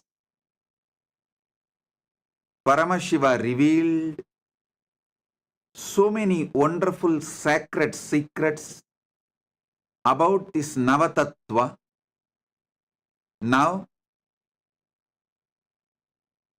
not only you will listen to the essence of everything, and you will receive it as an experience on this Vijayadasami, auspicious day, celebrating the victory of Paramashiva Shakti Durga Devi. And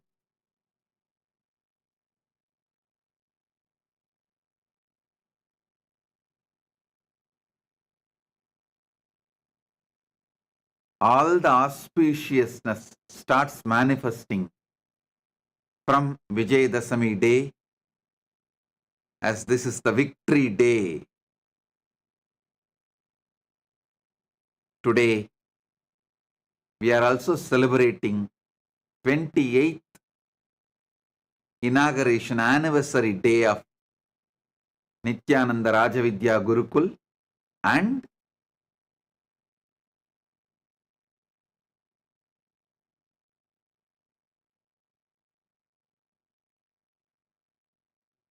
this year Chaturmasya Vrata attains Purnatva today. 45th Chaturmasya Vrata Purnatva is done, and Vijaya Yatra starts from today.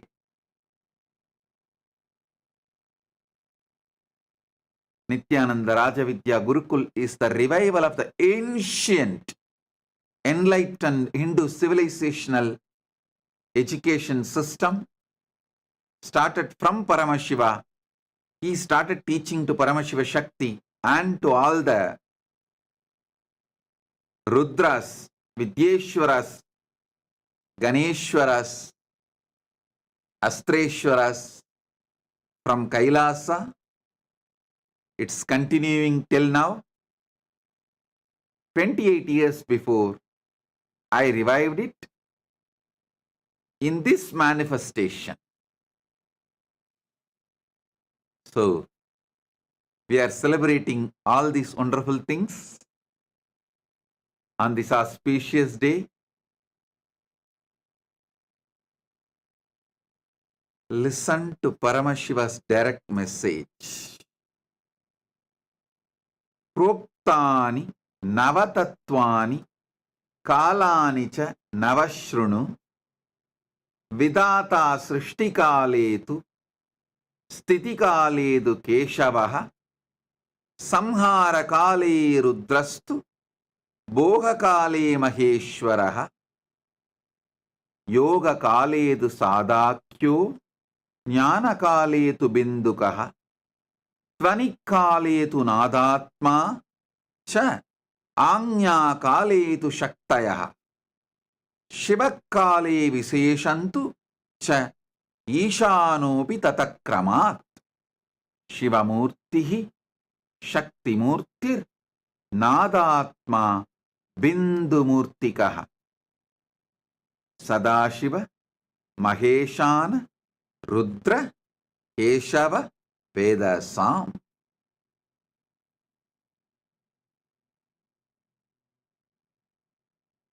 Listen.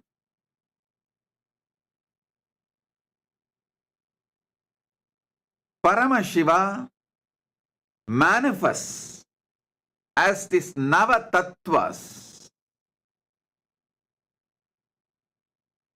simultaneously, spontaneously, synergetically.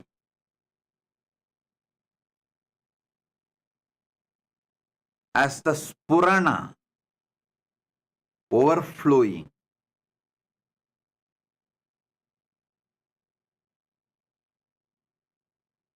Shivamurti, Suddha Shivam, pure Shiva, who is Nishkala and Sakala. His will out of his grace, Ishana, Anugraha, out of his Anugraha,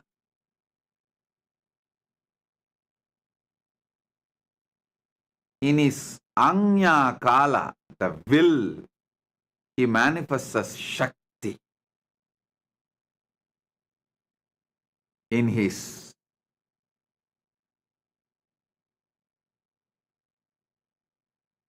Dvanikala,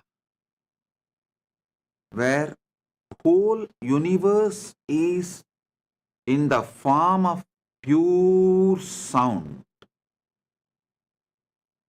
just sound, nada.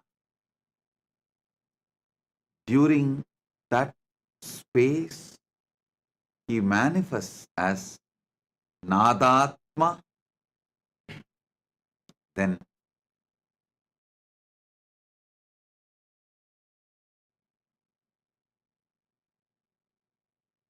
during the time of pure life, Bindu Kala, he manifests as Bindu Murthy. That Bindu Kala is also called as Jnana Kala, the pure oneness.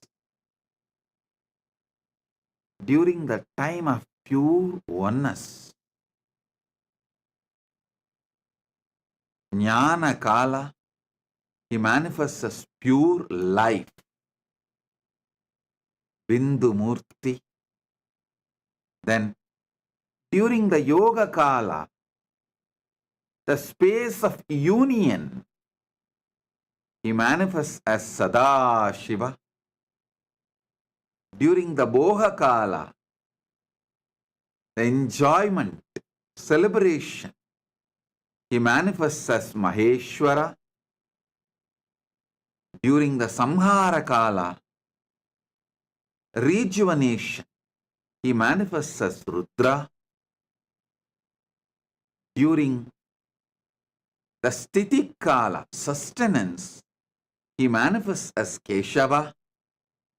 During the Srishti Kala, creation, he manifests as Brahma. From Brahma, he manifests this Brahmanda and this Pindanda, which you are carrying as you.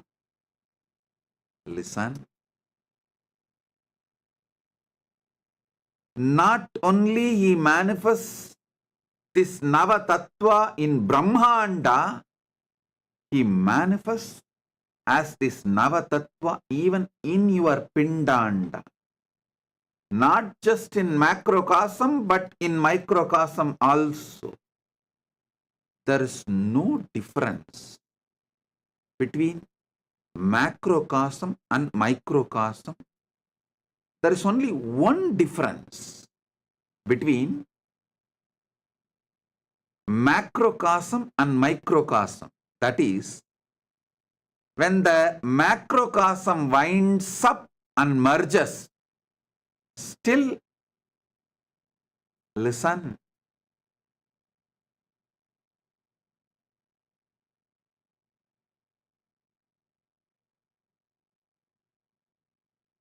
I'll explain this only one difference between microcosm and macrocosm. The Pindanda and Brahmanda. When this Pindanda winds up and relaxes into Brahmanda, there is a period only Brahmanda functions.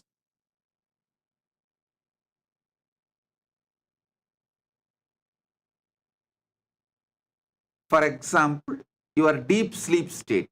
During deep sleep, all the energies in this microcosm merges back in the macrocosm. But still, this microcosm continues to function because macrocosm is functioning.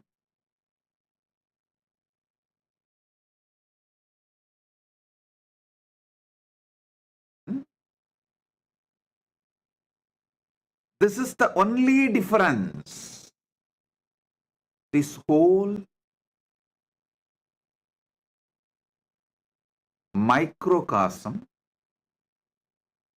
relaxes into deep sushupti, but macrocosm, Brahmanda continues to function.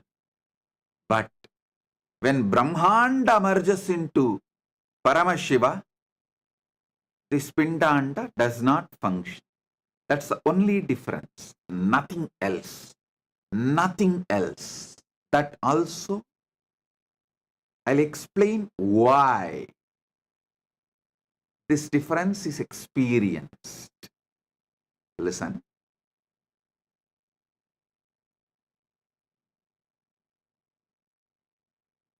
Paramashiva beautifully reveals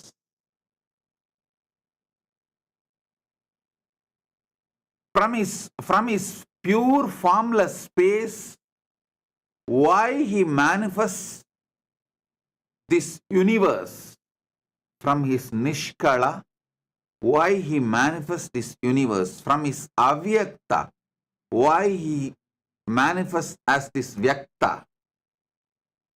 And from his Avyakta, why he manifests as deities.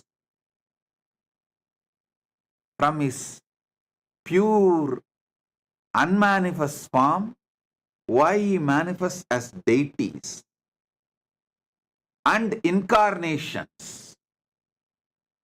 And from his pure unmanifest form, why he manifests as microcosm, Pindanda, the body you are carrying, the being you are carrying.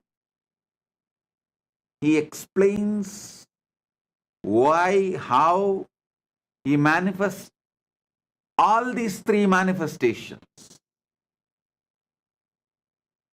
One, why the unmanifest manifests as this Vyakta, this Brahmanda. Why in the formless, from the formless Nishkala, he manifests as Sakala, the deities and incarnations. Why from his Brahmanda, unmanifest, Avyakta space, macrocosm, he manifests as microcosm, Pindanda, which is you. He explains elaborately in these verses. And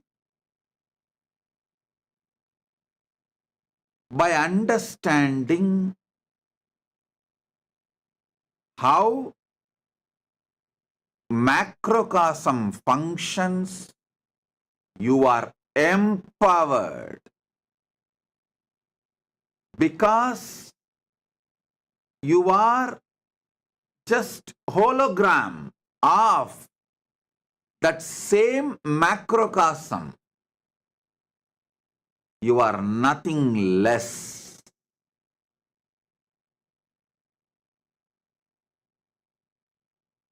You are just hologram of the macrocosm.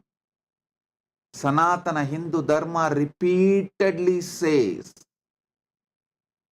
Shrunvandu Vishve Amritasya Putraha Vedahameham Purusham Mahantam Aditya Varanam Tamasastu Pare. Listen. O extension of immortality.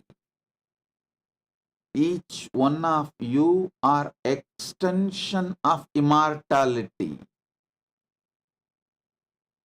You are nothing less than the Brahmanda, macrocosm.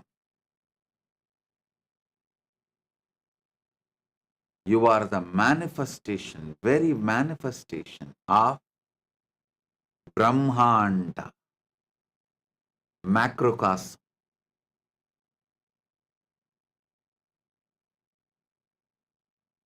during the time you are creating. Every day in your life, you create so many things, even in your own body. You create millions of cells. Don't think every day you create your own body. Every day you create millions of cells in your body. Do not think it is accidental. Bhagavan says very clearly in Karanagama. There's one more verse in Karanagama. He says very clearly, Ityevam nishkalam proktam param bhavamiti smritam srishtistam loka rakshartam lokasyotpatti karanam sadhakanam hidartantu swachaya grinnate na tu sadhanam chadvita cheti proktakaha sakala nishkalaha. Listen, he says very clearly, he is not manifesting accidentally. You are not creating accidentally. You are creating due to your conscious decision. So the creation happening in you is because of your conscious decision to manifest as your Brahma. Sustenance happening in you because of your conscious decision to manifest as your Vishnu. When Paramashiva manifests in you as your Brahma, he is Parabrahma. If you think you are doing it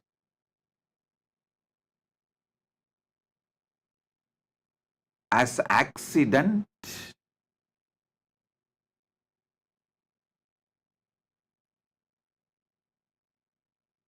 you are in delusion. Nothing can happen as accident in the cosmos. Cosmos is a pure Chit. Pure Chit.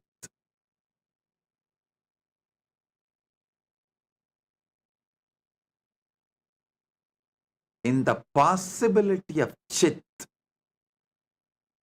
something which you do not want to own up, after creating the possibility, you call it as accident. Like when you go in the road, drunk and drive or high speed driving, you are creating a possibility for accident, crash. After creating the possibility, when it manifests, you don't like the manifestation, so you call it as accident. You should know, for every manifestation,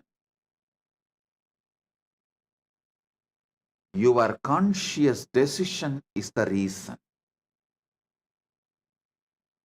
Understanding this will empower you, not bind you. It will liberate you, not bind you. When you are creating your own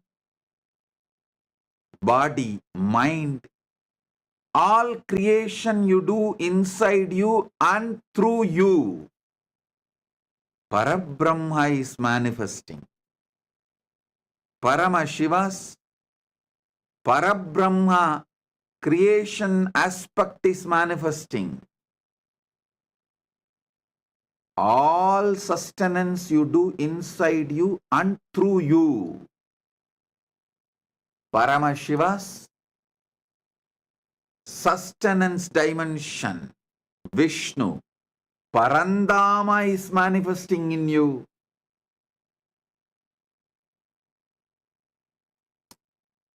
All rejuvenation, samhara you do. Listen, you are continuously rejuvenating yourself. There is so many destruction you do inside you and through you, because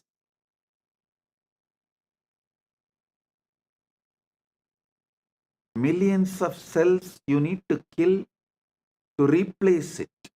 You need to constantly digest, rebuild your body. All the destruction, rejuvenation happening inside you, through you, out of you. Paramashiva's rejuvenation dimension, Samhara Shakti, Maharudra is manifesting during the enjoyment. Bohakala, enjoyment and celebration.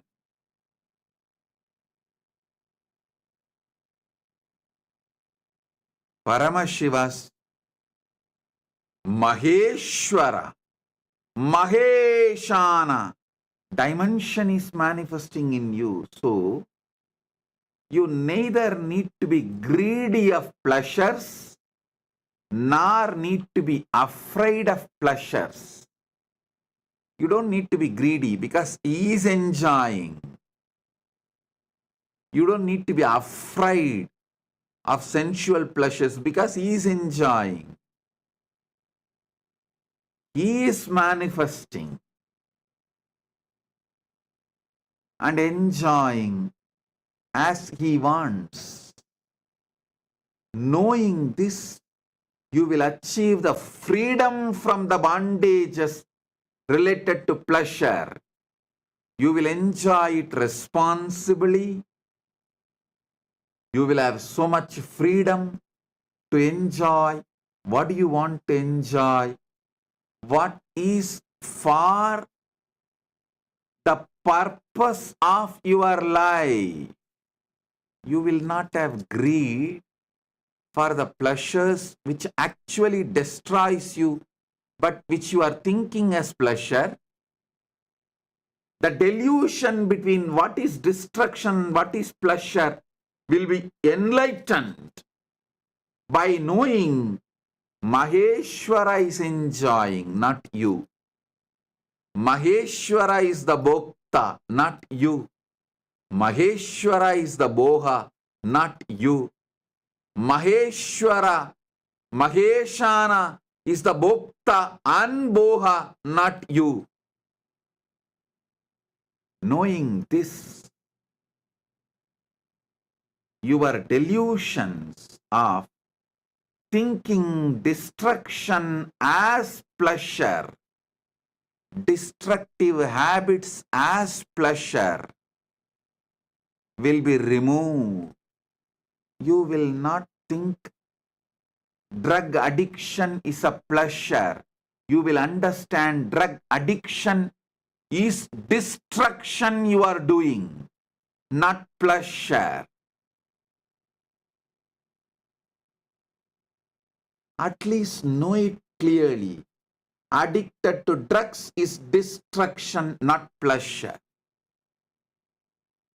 Wanting to have man or woman on whoever you lay your eyes is not pleasure. It is destruction you are doing for your existence and the goal of your life. Anything, the obsessive compulsive behavior pattern is not pleasure, it is destruction. If you know, Maheshana is the Boha and Bhokta. Suddenly you will wake up. You will be enlightened to see what is pleasure and what is destruction. What is pleasure and what is destruction. You will be liberated from all destructive pleasures. You will live long, blissfully manifesting your life. Evan sataggun nanyatetos karma lipyate nare. Ishavasya Upanishad says,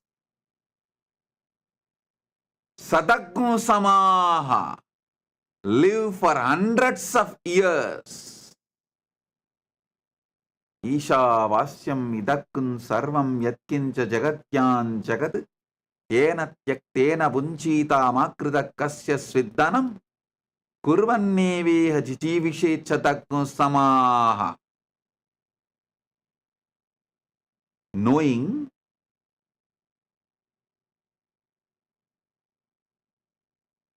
what is destruction and what is pleasure, by renouncing all the destructive patterns and enjoying the pleasures, live long. This is the precise meaning of what Isavasya Upanishad says as live long by enjoying, by renouncing. You may have conflict. How can I enjoy by renouncing? Renounce the destructive pleasures which you think as pleasures.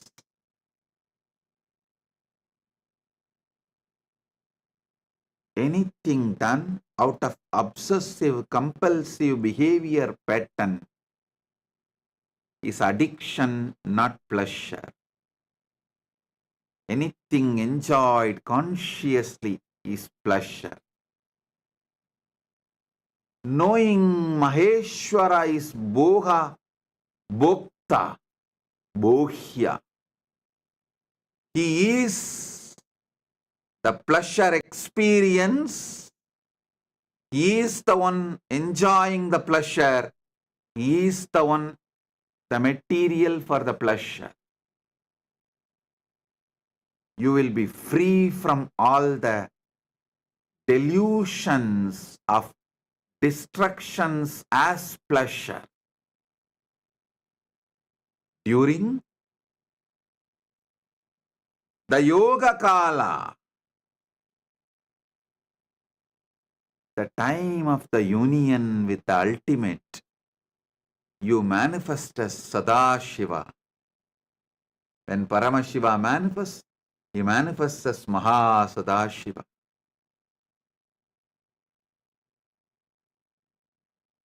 During the space of oneness,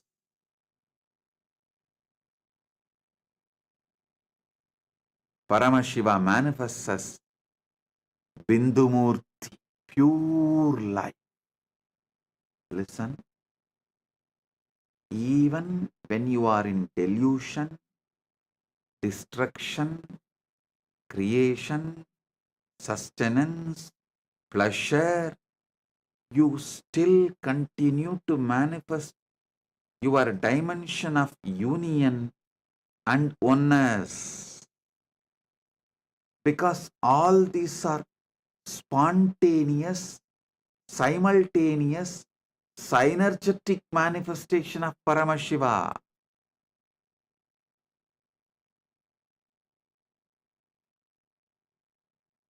During the pure sound space, Paramashiva manifests as Nadatma. During the pure will space, Paramashiva manifests as Shakti. Paramashiva Shakti.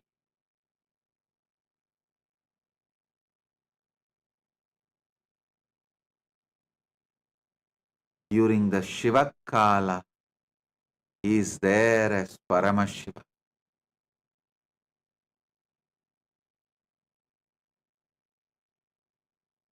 As Paramashiva, he feels all these Navatattvas are he. Same way in you, there is something which feels everything is you. Your hand may be doing something, your heart may be doing something, your lungs may be doing something, your stomach may be doing something. So many things you may be doing, but there is something in you which feels all is you. Same way in the cosmos, which feels everything is that I, cosmic I, that is Paramashiva. In this 4 dimension, Shiva Murthy, Shakti Murthy, Nada, Bindu, these 4 are formless. Mahasadashiva is between form and formless.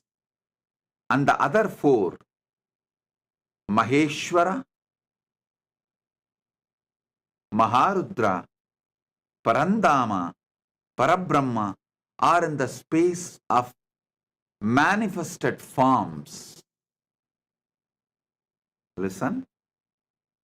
Paramashiva, Paramashiva Shakti, Bindu, Nadatma. All these 4 are beyond form.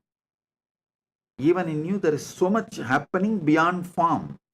Your thoughts are beyond form. The sounds you generate is beyond form. Life you feel is beyond form.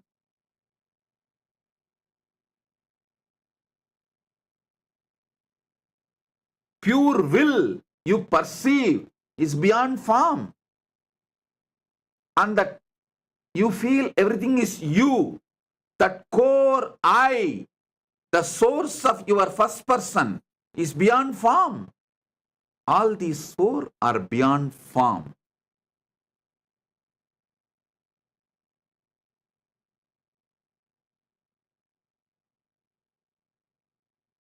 Sadashiva Murthy, during union, who manifests during the Yoga Kala, is between form and formlessness. He is the bridge between form and formlessness. The Avyakta manifesting as Vyakta, formlessness manifesting as form, Nishkala manifesting as Sakala, Brahmanda manifesting as Pindanda, Paramashiva manifesting as this universe, Paramashiva manifesting as deities and incarnations, Paramashiva manifesting as you.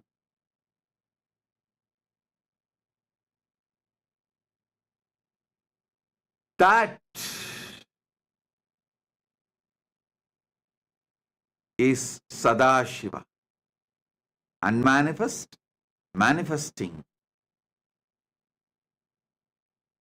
as manifest. Avyakta, manifesting as Vyakta. That is Sadashiva, Mahasadashiva. Then, 4 which as form, Bhogakala, Maheshana, Maheshwara, Samharakala, Maharudra, Stitikala, Parandama, Srishtikala, Parabrahma, all manifest as form. You need to sit and internalize this. Receive it. Listen repeatedly. That is why Paramashiva starts this verse. Proktani navatatvani kalani cha navashrunu. Listen, listen, listen. It will become your experience.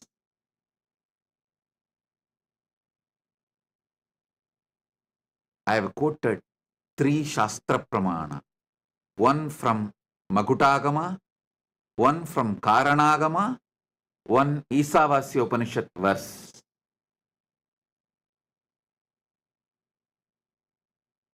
Listen to all these 3, internalize all these 3, you will see suddenly the whole zigzag puzzles falls in place. You know you are Paramashiva.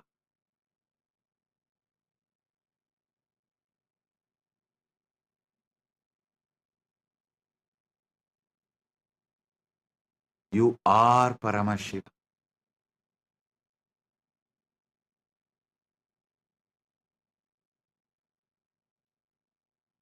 The source of your first person is Paramashiva, the ultimate.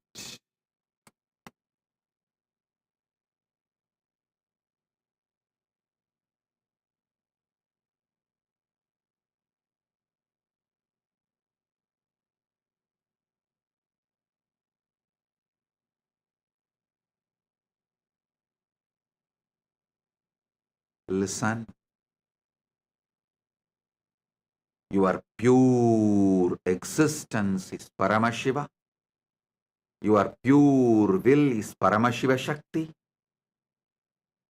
Your pure life is Bindu. Your pure sound is Nadatma. Your pure union space is Mahasadashiva. Your pure boha, enjoyment is Maheshwara Maheshana. Your pure destructive energy is Maharudra. Your pure creation energy, your pure sustenance energy is Parandama. Your pure creation energy is Parabrahma. The Brahmanda is in your Pindanda. Pindanda is hologram of Brahmanda. Pindanda's expansion is Brahmanda. Brahmanda's hologram is Pindanda. Macrocosm is in microcosm. Microcosm is in macrocosm.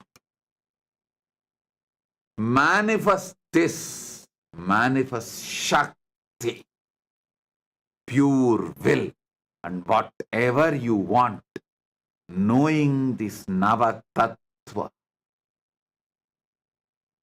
Knowing this Navatattva, manifest everything you want, is the message from Paramashiva directly from KAILASA on this Vijayadasami day. As the essence of Navatattva.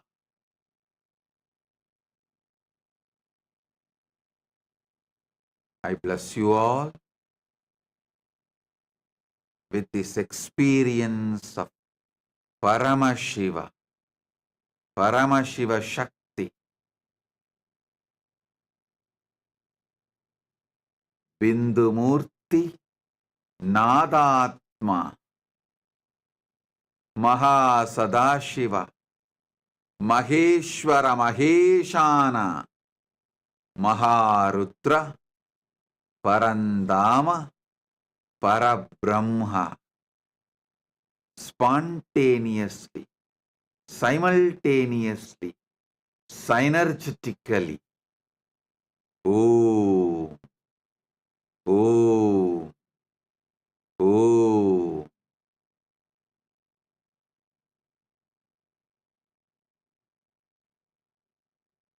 Now, pick up your Atma Linga and sit. You will receive this initiation. Shakti Pada and Shakti Nipada.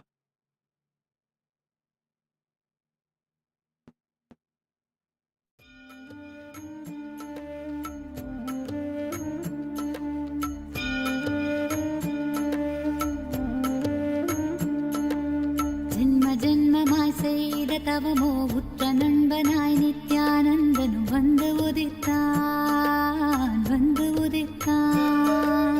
ஜென்ம ஜென்மமாய் செய்த தவமோ உற்ற நண்பனாய் நித்யானந்தனும் வந்து உதித்தான் வந்து உதித்தான். காக்குமிரையே நட்பின் உருவாய் வந்த களிப்பால் கட்டு கடங்கா மகிழ்வு கொண்டே மகிழ்வு கொண்டே. மலை போல் வரும் துயர் யாவையும் நொடிப்போதினில் பொடியாக்கிட புயலாய் வருவான் துணையென வருவான். ஜென்ம ஜென்மமாய் செய்த தவமோ உற்ற நண்பனாய் நித்யானந்தனும் வந்து உதித்தான் வந்து உதித்தான்.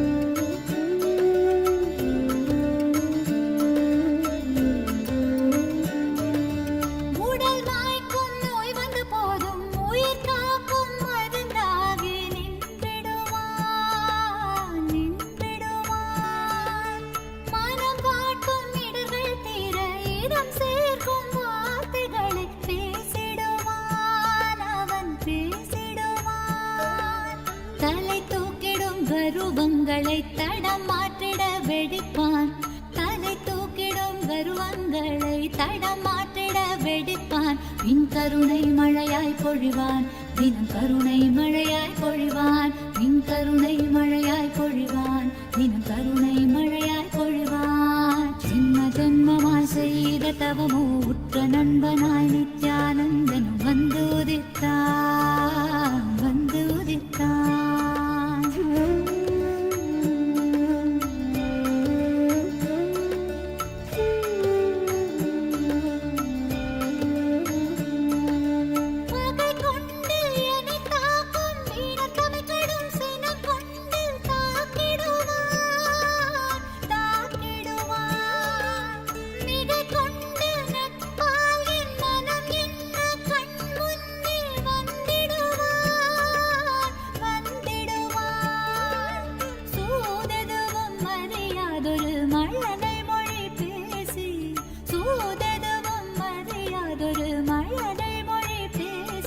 எந்தன் மகிழ்வை தளர்த்திடச் செய்வான் நித்தின் மகிழ்வை தளர்த்திடச் செய்வான்.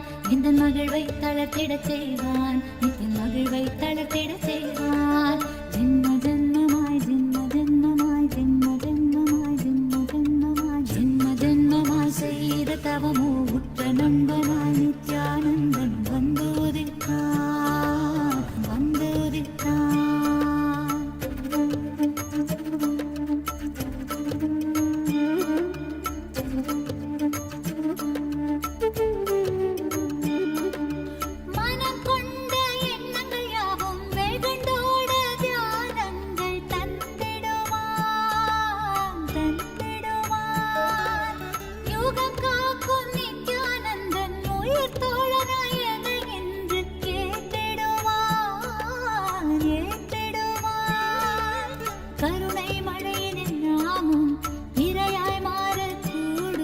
அவன் கருணை மழையினில் நாமும் இரையாய் மாறக்கூடும்.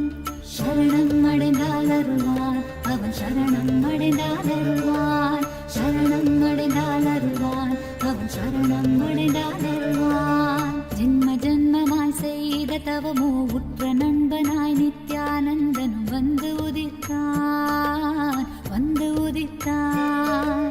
ஜென்ம ஜென்மமாய் செய்த தவமோ உற்ற நண்பனாய் நித்யானந்தனும் வந்து உதித்தான் வந்து உதித்தான். காக்குமிரையே நட்பின் உருவாய் வந்த களிப்பால் கட்டு கடங்கா மகிழ்வு கொண்டே மகிழ்வு கொண்டே. காக்குமிரையே நட்பின் உருவாய் வந்த களிப்பால் கட்டு கடங்கா மகிழ்வு கொண்டே மகிழ்வு கொண்டே. மலை போல் வரும் துயர் யாவையும் நொடிப்போதினில் பொடியாக்கிட புயலாய் வருவான் துணையென வருவான். ஜென்ம ஜென்மமாய் செய்த தவமோ உற்ற நண்பனாய் நித்யானந்தன் வந்து உதித்தான் வந்து உதித்தான். ஜென்ம ஜென்மமாய் ஜென்ம ஜென்மமாய் ஜென்ம ஜென்மமாய் ஜென்ம ஜென்மமாய் Nithyananda.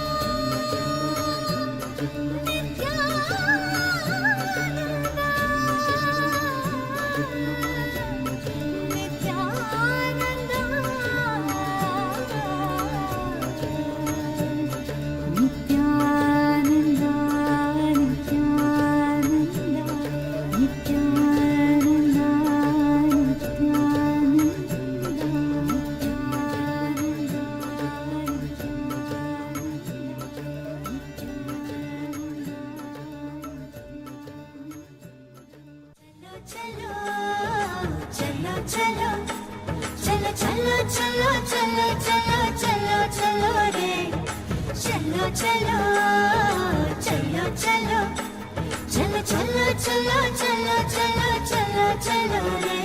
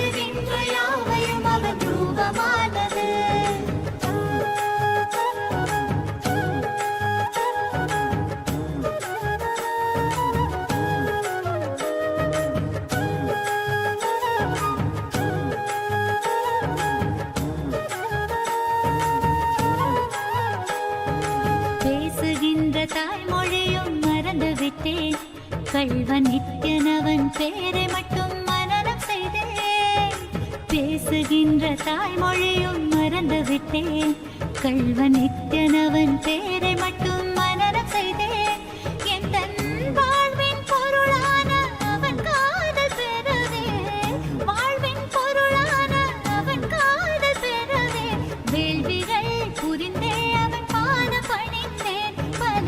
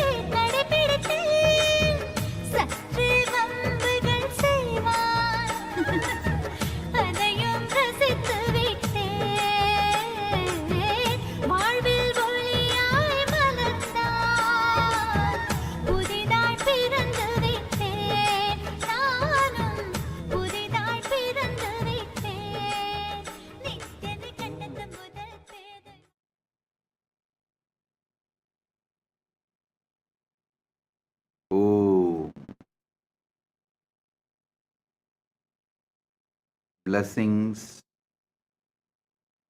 to the whole universe. Paramatvaita praptiras. So now, the essence of this whole satsang, these 3 verses, Proktani navatatvani kalani cha navashrunu, Vidata srishtikaledu stitikaledu keshavaha, Samharakale rudrastu bohakale maheshwaraha, Yogakaledu sadhakyo jnanakaledu bindukaha, Dvanikaledu nadatma sa cha, Anya-kaletu shaktayaha, Shivakale viseshantu cha, Ishanobi tatakramat, Shivamurtihi Shaktimurtir, Nadatma Bindumurtikaha, Sadashiva Maheshana Rudra Keshava Vedasam.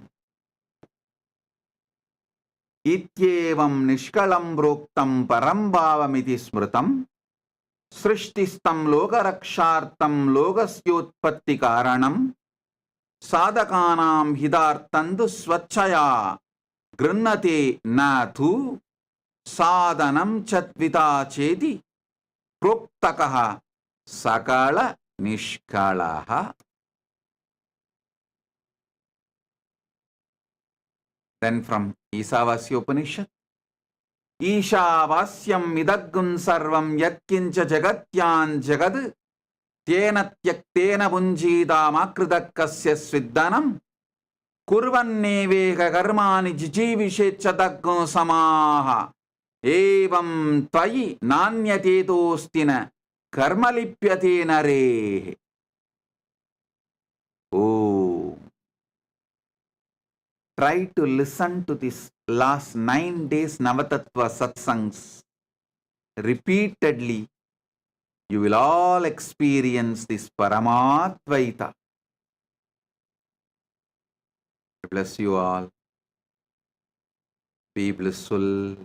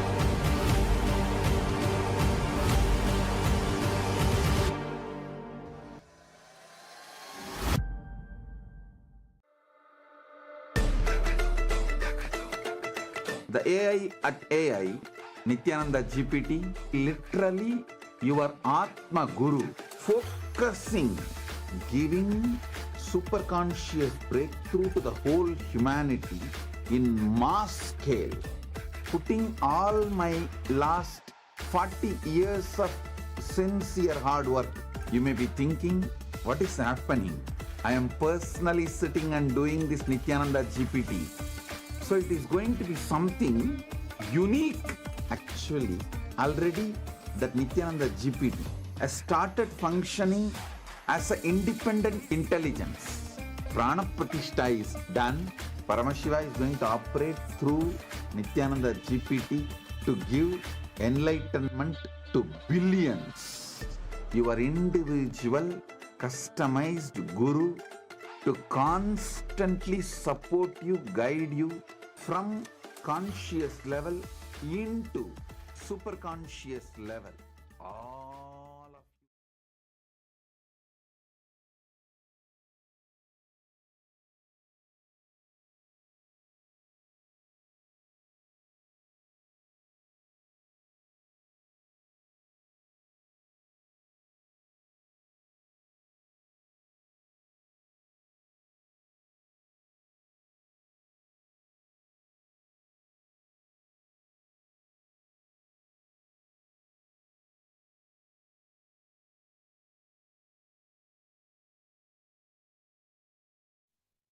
Yes, Nityanandam, everyone.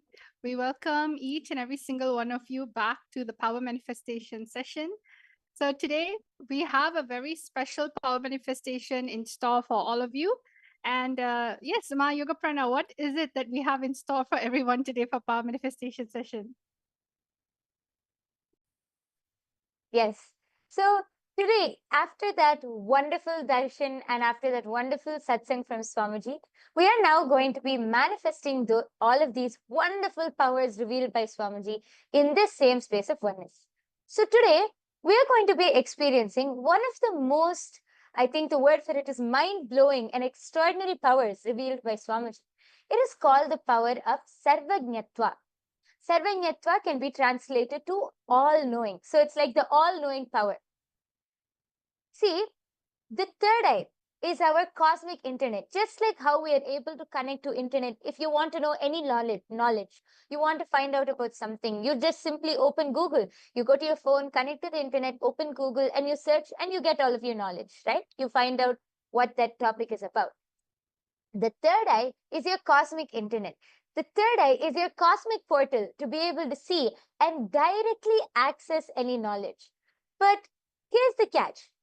Through the third eye, not only you'll be able to access all of that knowledge, you will be able to download all of that knowledge. It will simply get downloaded into you. That is the power of the third eye. I'm sure many of you would have heard in like our ancient scriptures, many of our ancient rishis, siddhas, munis, they will suddenly download some science and just reveal it. Just like that, like even this Mahabharata, I don't think Sri Krishna prepared that, oh, Arjuna is going to go into dilemma, let me prepare 18 chapters. No, he just revealed it from that space, from that highest consciousness. Sri Krishna revealed the Bhagavad Gita. And that same science Swamiji has brought back for all of us now. Even I think if we have any older devotees, all of you would have seen how Swamiji will just download one science then and there, and Swamiji will reveal it and give it to all of us, and we'll start manifesting. So this is the exciting power we're going to manifest today.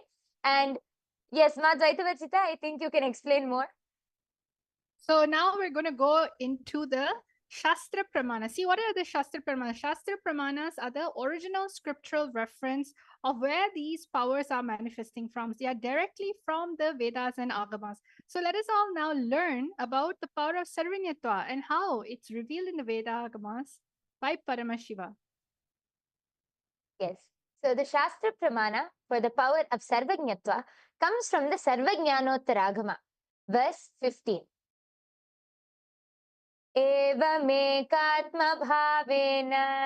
संस्थितस्य तु योगिनः सर्वज्ञत्वं प्रवर्तेत विकल्परहितस्य तु. The translation goes, Bhagavan Paramashiva says, within such a yogi who establishes himself in the absolute non-dual oneness with Lord Shiva and who keeps himself free from all sorts of differentiating notions, the exalted superpower of all-knowing Sarvajñatva gets unfolded in all its fullness. The next is the Apta Pramana.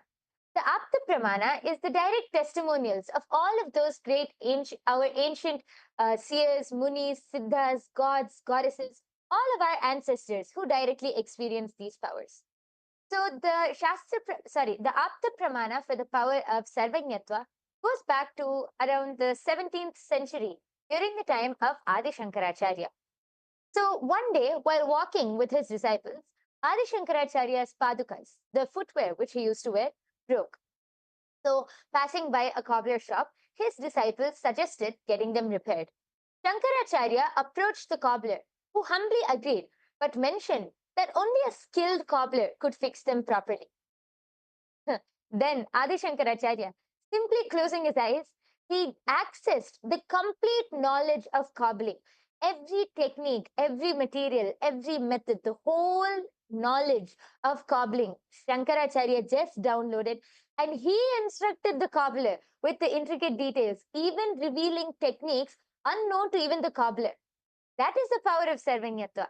Adi Shankaracharya, then and there on the spot, was able to download that entire knowledge and reveal it to the cobbler. Even the cobbler was amazed and realized that he was no ordinary monk, but an enlightened being with access to all knowledge. The next is the Atma Pramana. Now, this is the direct experience of Swamiji from his life. So, Swamiji says in his own words, if I want to have knowledge about any subject, I'll pick up that book, just concentrate on that knowledge of that author and the thought trend of that author, download it and absorb, and then throw the rest. Not for pride. Even now, I tell you, I challenge, get me any book in the world, whether it's about astrology, astronomy, gemology, zoology, botany, biology, law, anything. In a few hours, I will give you the essence, the thought trend of the whole book. Because in the Vedic tradition, when you don't have incompletions, you can look into anything. You can know anything. Not having incompletions is what we call as sarvajna, all-knowing. So we can see how Swamiji, I think many of us have also seen many instances where Swamiji was simply able to download some knowledge unknown to him, and Swamiji was simply able to just download and reveal that knowledge. This is the Apta Pramana. And now, without further delay, we can enter directly into the power manifestation. We have something very, very excited planned for you, and Ma Dvaita Varjita is going to be explaining about what we have in store for all of you to manifest this power. Yes, thank you so much, my Yoga Prana. So, everyone, let's all listen to exactly how we're going to be manifesting the power. Just like how Swamiji was saying, don't have any incompletion about knowledge. See, we are all intelligent people, we're all intelligent beings. It's just that we need to learn the science of being available. Whenever we go into any type of incompletion, that's when you start blocking and starting to manifest knowledge from the space of doubt, maybe ego, or anything like this. But right now, we're going to be downloading any type of knowledge from the space of oneness. See, oneness happens when you feel you're in communion, union with everything. It is you understanding you exist in everything and everything exists inside of you. So now with this very statement, Swamiji has been continuously helping us cognize deeper truths in. You need to understand Parama Shiva is your absolute reality. So all of you right now, what we're going to do, we have a historical antique coins, all right? And what you're going to be doing is, without knowing any knowledge about these coins, and instead of Google searching, third eye is a cosmic search. Just decide to sit with yourself, connect to Swamiji in the third eye. When we say connect to Swamiji in the third eye, what does that mean? It simply means remembering Swamiji's form within yourself, within your inner space. Bring his form in your inner space, just like how you beautifully just watched the satsang. You're just filled with that oneness space, high frequency. So just remember that frequency, that oneness space you have, and just simply ask Swamiji, what is this information? How can I know about this information? And download the information about this. So the first thing that we're going to do is we're going to actually look into downloading information about a particular coin. So if you look into the slides right now, you are going to be looking at the seat. This is the coin and how it looks like. What you are going to be finding out from your third eye is, you're going to ask the third eye, what is the name of the coin? The coin has a particular name. It is a simple one letter, simple one word or two words. And it also has the second thing that you have to find out from your third eye is the origins of the coins, means where has it come from? What type of dynasty was it from? And finally, the age of the coin, means how many thousands years back was it found? When was the period that this coin was used? What era was it used in? So again, we're telling you the three things. Finding out the name of the coin. Where's the origin? Means what was the dynasty? What was the nation?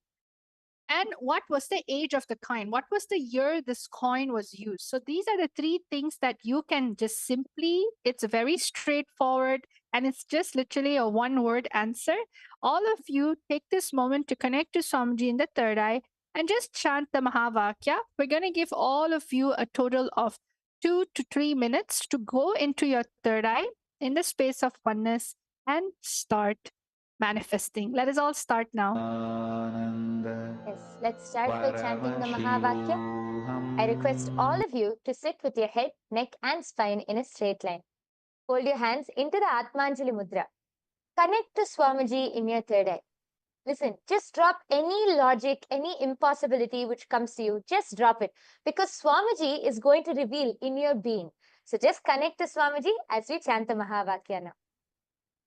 Om Nityananda Paramashivoham. Om Nityananda Paramashivoham. Om Nityananda Paramashivoham.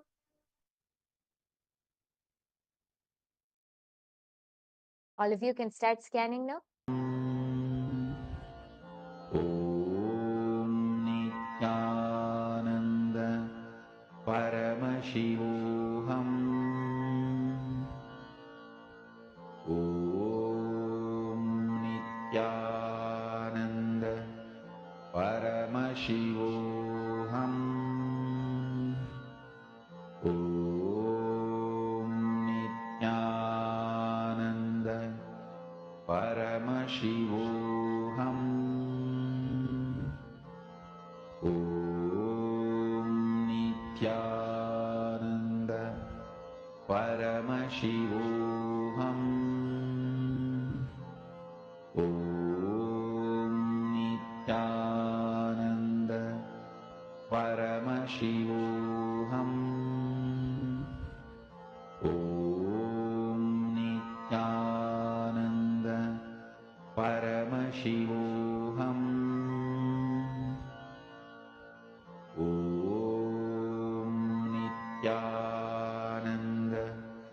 Paramashivoham.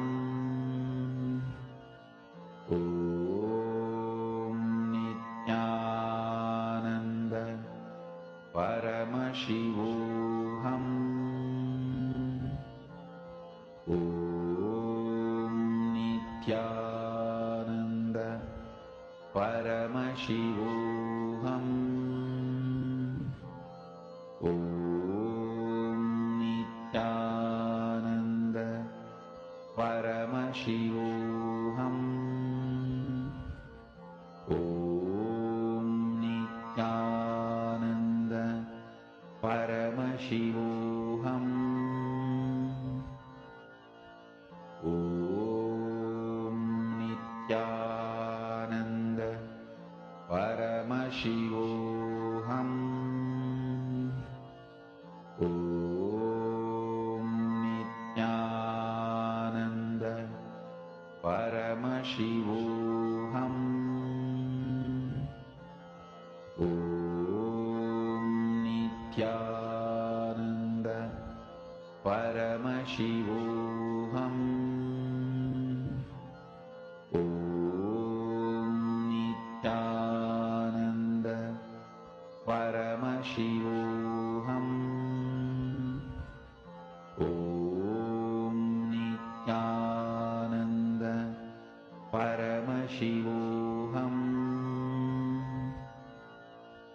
Om Nityananda Paramashivoham.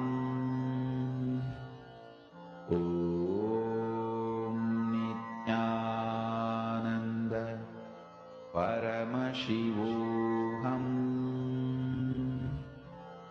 Om Nityananda Paramashivoham.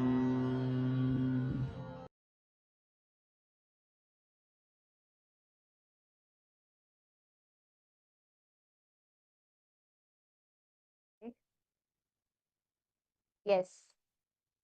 All of you can relax now. Please open your eyes. I request all of you to now go ahead and please start posting your answers. Whatever you were able to see, whatever Swamiji revealed to you in your third eye, in your inner space, just reveal it as it is. Don't use your logic. Don't think whether it's right or wrong. No need of all of that. Just be integrated to the third eye and Surrender to Swamiji. He will reveal it. I request all of you to start posting your answers in the chat section now. We have Ma Saroj Oplish here with us, Nityananda Ma. We have Lisa Chatter, Kate Z. Then we have Des Kumar, Natesha Gunesi, Nityanandam to all of you. I request all of you to go ahead and post your answers now in the chat section. Ma Kalyani K. I can see so many people in the chat section. We're giving you all a few minutes. Please quickly post your answers and then we'll be revealing the answer. Yes. And see, many times, sometimes you may even get a number. It's okay, any number. When it comes to the origin of the coin, just like if you were there for yesterday's power manifestation, we had the ability to do remote vision and find out the longitude and latitude of a country and a city. So just like that, you can actually look into the origins of the coin and decide to just listen with your third eye, listen to your inner space. The third eye was just going to reveal it to you in your inner space. And it is such a most amazing way to actually retrieve any type of information. So go ahead, Go Spirituality, okay, has said it's Pegasus, Greek, and it's 1,000 years. Okay, that's really good. Another person, please. Anyone else would like to share your answers? Please start going ahead and posting. It can be anything, whether it's just the year. If you got only one out of the three, that is also fine. It's not compulsory for you to answer all three. But of course, please ensure you manifest at least one. Try at least one. Yes. Yes, see, while manifesting powers, I think, Madhvaita Vajita, one of the very important things which we were taught is to never be so serious about the power. Don't think about the results. Oh, whether I'll manifest it or not. Am I saying it correctly? Does this make sense? Don't think about the results. Don't think about that.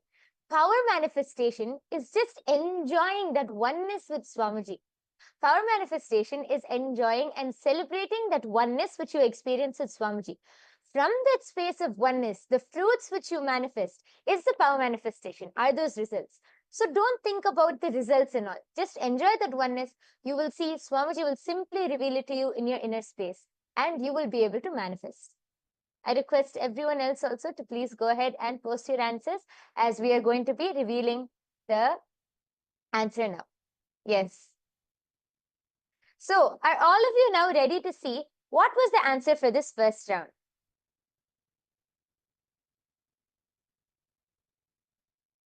Yes. So the answer for this first round, the name of the coin is actually, it's in gold, and the name of the coin is Kahavanu. And it's originated from the Chola dynasty in India. And it was used in the 9th and 10th century in the reign of Rajaraja Cholan. So it's one of the very famous kings. It is one of the very famous kings in South India. And this coin is from the reign of Rajaraja Cholan in the Chola dynasty, India. Yes. So anyone who has manifested, a huge round of applause for all of you who have manifested. And I request all of you to take a few minutes and you can go to the link projected below and you can share your answers. You can go to tinyurl.com//Kailasa PM and then you will be able to post your results. Please go ahead, post your power manifestation experience, results, everything in that link below. Yes. So are all of you now ready to move on to the second round?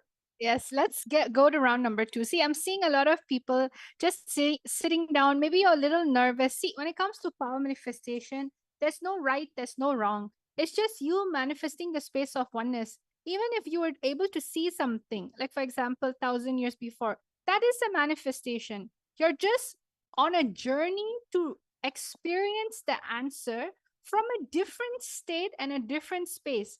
See, you may have always answered a question out of luck, out of ego, out of memorization, or out of fear. But over here, you need to be in complete oneness, where the very idea of information, knowledge, right? It just naturally happens because you're going with the flow of life. That is why it's called the power manifestation. So don't judge yourself. Don't look for, oh, someone's right, I'm wrong.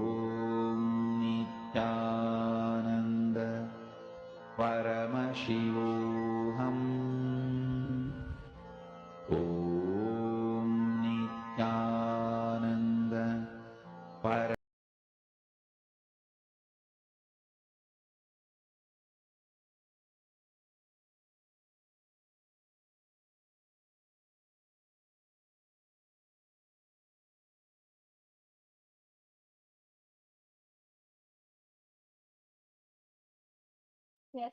So, Nityanandam, everyone, all of you can start writing down your answer. Just whatever the third eye has shown you, the name of the coin, where was it from, and when was the um anything in your third eye. Sometimes maybe it comes in the form of a scene, an image. You can also start describing that in any way, whatever it is, just be integrated to what the third eye is showing you, because all of this manifests from the space of oneness, where you yourself understand knowledge, you yourself are in everything, and everything just comes to you when you decide to connect to the source of oneness. So everyone, we're going to give you a time to quickly write down your answer before telling it.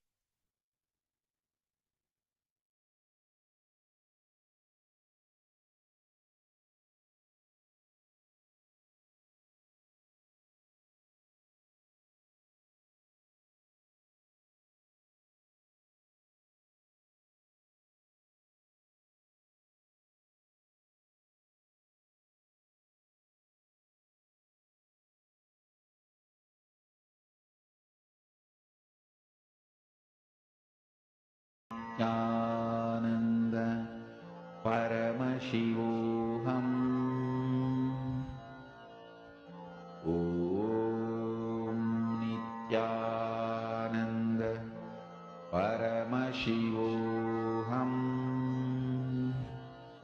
Om Nityananda Yes. Paramashivoham. We can see a few people who are answering in the chat section. There are many people who are commenting. I request all of you to go ahead. We can see Ma Hiranmayi Mulukutla has posted Shalivahana Shaka. Okay.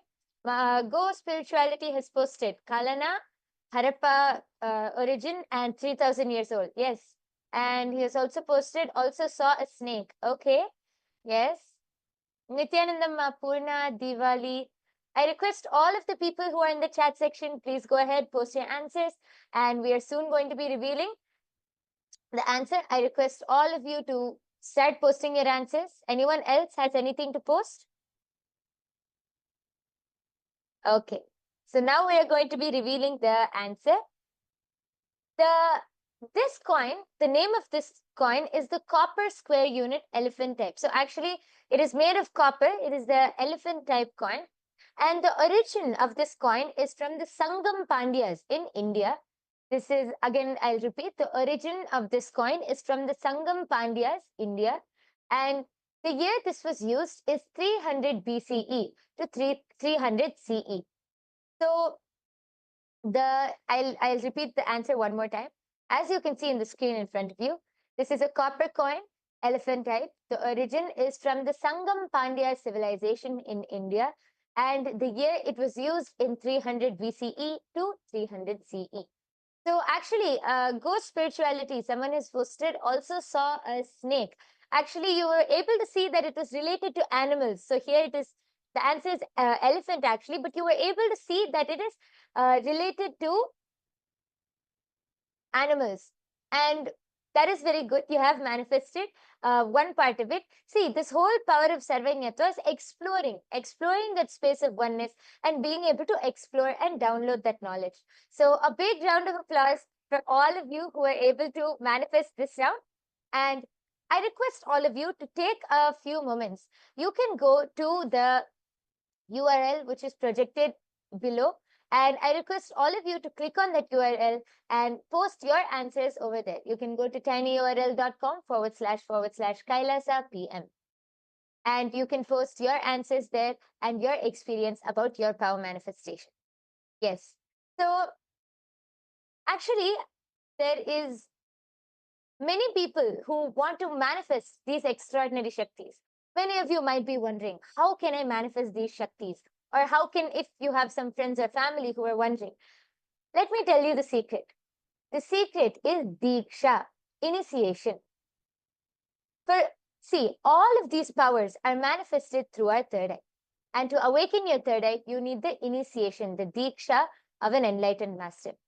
Diksha can happen through three forms, either through Sparsha, touch, Nayana, look, or mantra through words. An enlightened master can transmit initiation through any of these three forms. And right now, we are so blessed to be able to have every day to be able to receive the Nayana Deeksha of Swamiji, the direct look falling under Swamiji's eyes through the darshan and everyday satsang. I request all of you to come and join everyday's darshan and satsang and the power manifestation session right after, so that you will be able to awaken your third eye and manifest all of these powers.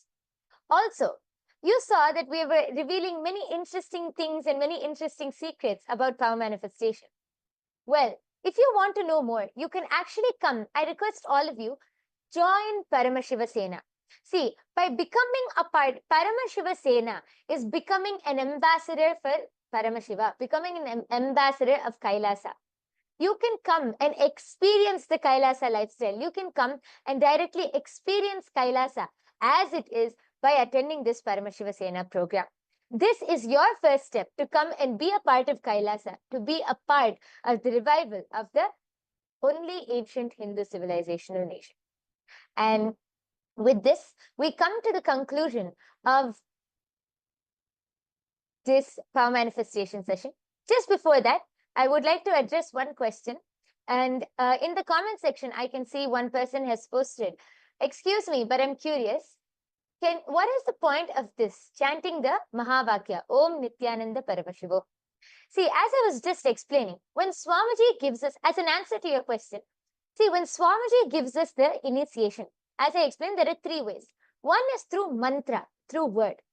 Just by chanting this japa, Om Nityananda Paramashivoham, this one mantra is infused with so much of life energy, is infused with so much of power. Just by chanting this mantra, your whole consciousness will just raise to a higher state. So you will be able to connect. See, all of these powers are manifested from the space of oneness to the ultimate, to Swamiji. As we connect to Swamiji as the ultimate, all of these powers manifest only from that space of ultimate. So when you chant this mantra, it is the direct passcode to connect you to that ultimate consciousness. It will raise your whole consciousness. So this is an answer to your question, Sino J. Yes. So with this, we come to the conclusion of this power manifestation session. We thank each and every one of you for joining with us here today. Please do join every day right after the live darshan for the power manifestation session. Let us now conclude with the Purna Mantra. I request all of you to sit with your head, neck and spine in a straight line. Hold your hands in the Atmanjali Mudra. Let us take a moment to offer our gratitude to Swamiji, who has revealed this profound science to all of us, as we conclude with the Purna Mantra. Om Purnamadah Purnamidam Purnat Purnamudachyate Purnasya Purnamadaya Purnamevavasishyate. Om Shanti Shanti Shanti Harihi Om Tat Sat. Sarvam Bhagavad Shri Nityananda Paramashiva Padukarpanamastu. Om Nityanandam. Thank you, everyone. Nityanandam.